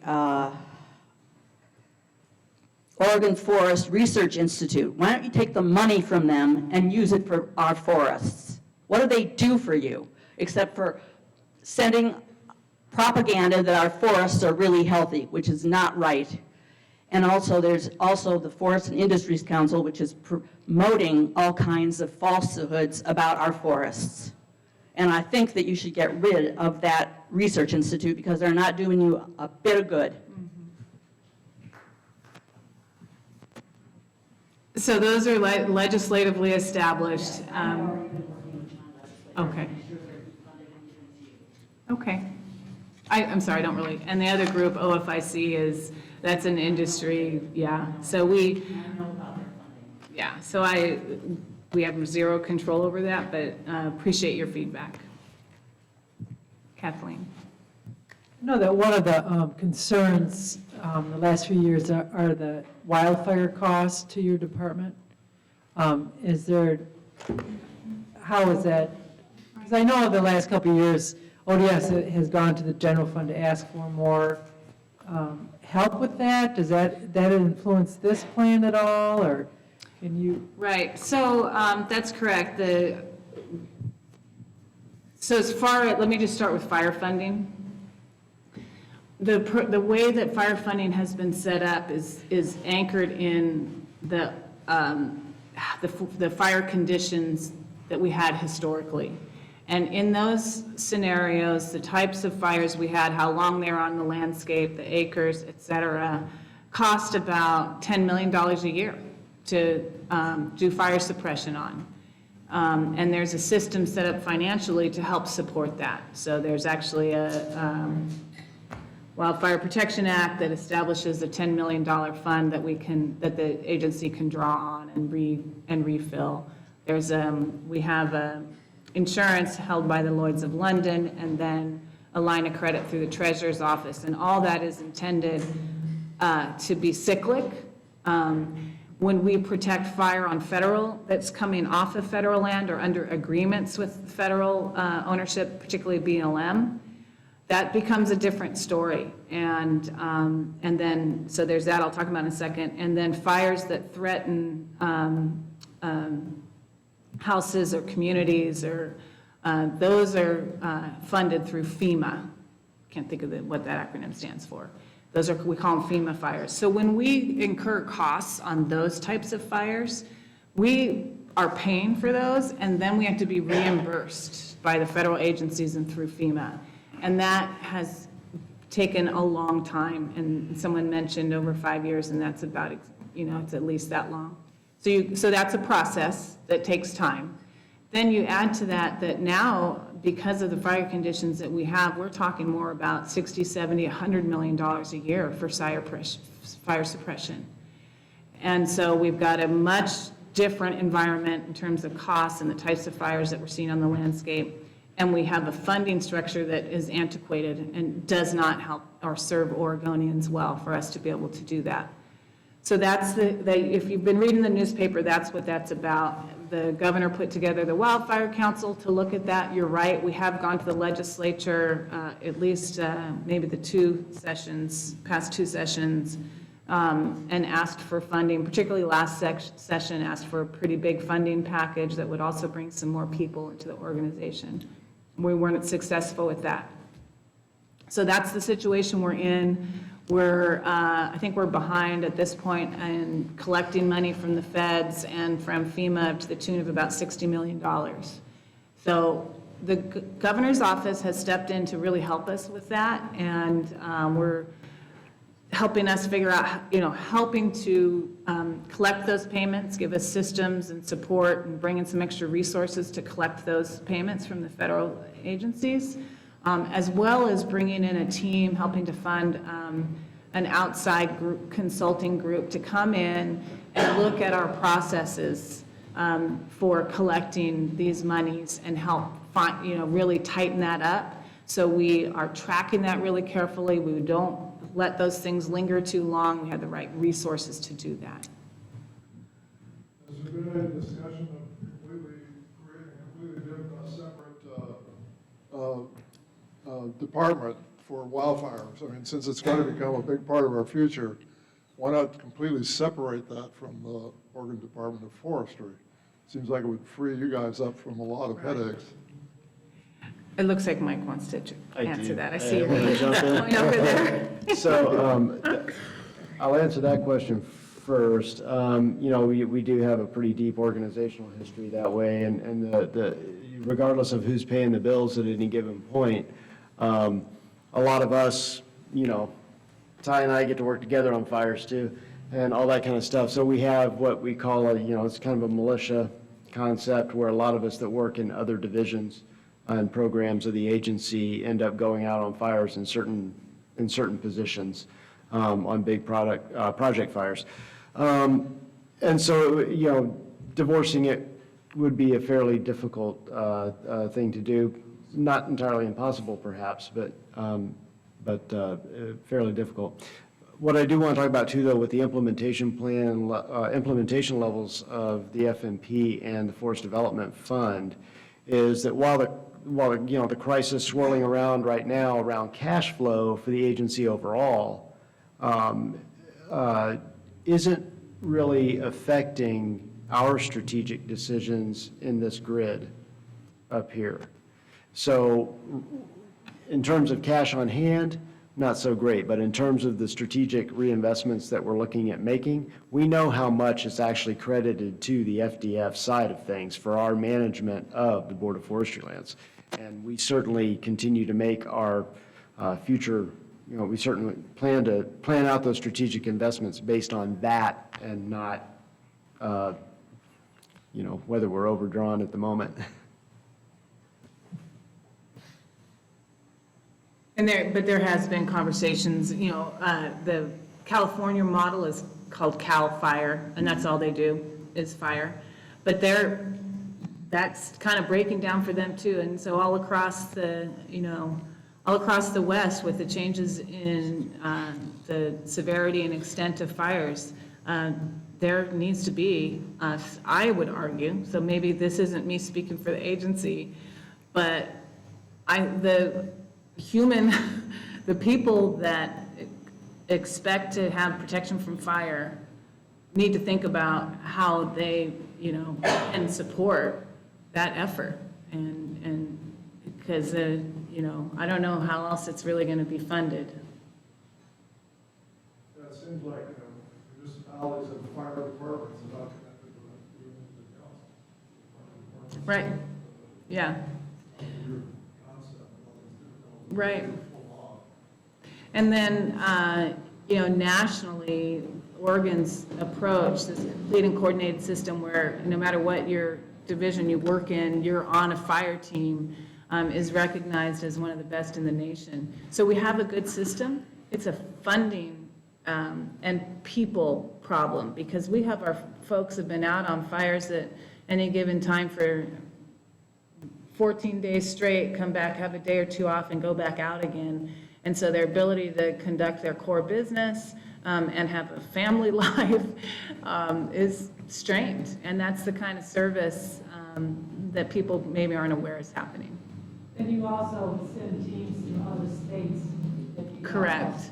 That's right. So we have 3 what's called incident management teams, and they're populated by people from all different divisions. And so a few of our, I know Ty and Ron, Ashley, and Neil are all on fire teams.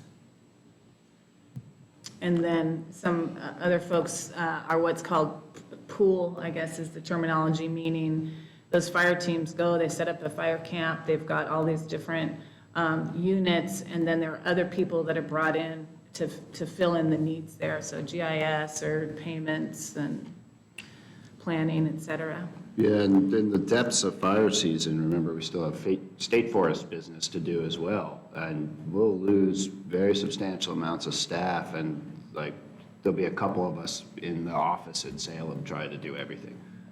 So it's a real strain, for sure. And that's a capacity issue. That's not a model. That's not a problem with the model. It's that we don't have the capacity. That's right. We're running in state forests with about 30 vacancies. So so that's one thing for state forests, and getting our work done is a challenge. And we're working to fill those. It's just that our human resources department can only go so fast. But then that also affects when we're in what's called drawdown, and we've gone as far as we can to send people out on fires. It affects how many people are left to kind of get the work done. And we're not trying to whine, it's just kind of reality. Yeah, no, it's like, this is the full context. Yeah. Okay, one slide left, Justin tells me. So continued public engagement, we've talked about this a little bit. We're having a meeting January 14th in Salem. We're still figuring out the structure for that meeting because at that point, ideally people have really read the plan and we're able to, in some kind of coherent way, really capture that, hopefully some specific feedback. And that's in Salem. We'll have that streaming as well. And when we do streaming, there's people can send in their comments, and our person that's running the streaming can make sure that whoever's in the room knows those questions are coming up. So there's that. There's an online survey opportunity. That's been in place for a while, so welcome folks to go look at that. You can email directly to give comments. Just open-ended, whatever it is you have on your mind and you think we need to know. January 31st, we need to sort of close off this particular outreach. Again, Mike is exactly right. There will be more in the future because we need to take what we've learned, fold it into the draft plan, and that has to be in front of our board members well enough in advance of their meeting in April so they can start chewing on it. So that's one of the reasons we're closing that on the 31st. And the actual board meeting, April 22nd and 23rd, that's a 2-day meeting. So one day is normal board business. They'll be looking at stuff from private forests and from our protection division, et cetera. The second day is a full day dedicated solely to this topic with the draft forest management plan. So that's going to be a big day for sure. And maybe 2 things I'd wrap up on. We have talked to you a couple times about we're working on this plan at the same time we're working on a habitat conservation plan. It's a lot to do with a small staff. We've got this document to a place where we will receive great feedback from folks. We'll be able to take that to the board for their review and conversation. We need to then focus to bring the HCP document to the board. And we want them then, at that point, to be able to think about those together and decide what they want us to do. Do they want us to stop working on the HCP, or do they want us to stop working on this particular version of the forest management plan? And that's just a better use of our resources. An HCP has to have a companion forest management plan. So a lot of this work that we've done here would likely carry over into a companion forest management plan. The HCP deals directly with protection for threatened and endangered species. That's only part of what we do. We do recreation work, we need cultural resources, there's a lot of other stuff. And so that would be contained in the forest management plan. So just want to make sure that even though this would kind of go on the side burner, as it were, the work still carries over even if we pursue an HCP. If the board should decide, and that's October for that decision-making for the board, if at that point they say, go forward with an HCP, we'll spend another year and a half working on the HCP. And if at the end of that period, and then at the end of that period, we go back to the board and we'll say, hey, this is what the HCP looks like. 75 years, this is what you get for conservation, this is what you get for managing for wood fiber. Are you happy with that Board of Forestry? And if they are, we've got a plan in place. It's a 75-year plan. It balances the resources and addresses this federal concern around threatened endangered species. If for some reason the board is not happy with that habitat conservation plan, we pick this process back up. And it doesn't mean this would be the plan that is adopted. It means we would pick up where we left off and reinitiate the process moving forward without an HCP. So it's kind of a lot there, but just wanted to give you that full picture. And then the second thing I want to say is just really appreciate everyone being here, and the dialogue's been really helpful. The questions and input is really helpful. It's been a long haul. I know everyone has lots to do in your lives, so thank you so much. Feel free to send comments, written comments, call Justin, and then or email Justin, and he can forward your question to the appropriate person that needs to answer those. Ty is a local contact for you always, right here at the Astoria office. We really value this engagement, want to keep it going. And I want to thank you for coming. I know it's a distance for you to travel and expense, and I Thank you. appreciate that. I appreciate everybody coming today. And again, please help us out with the materials and share those with your neighbors. And you can go on their website, and all of these materials are also on the website. So if you want it easier for you to do it online, they are there. So thank you. Thanks, Kathleen. Thanks. All right. Happy holidays to everybody.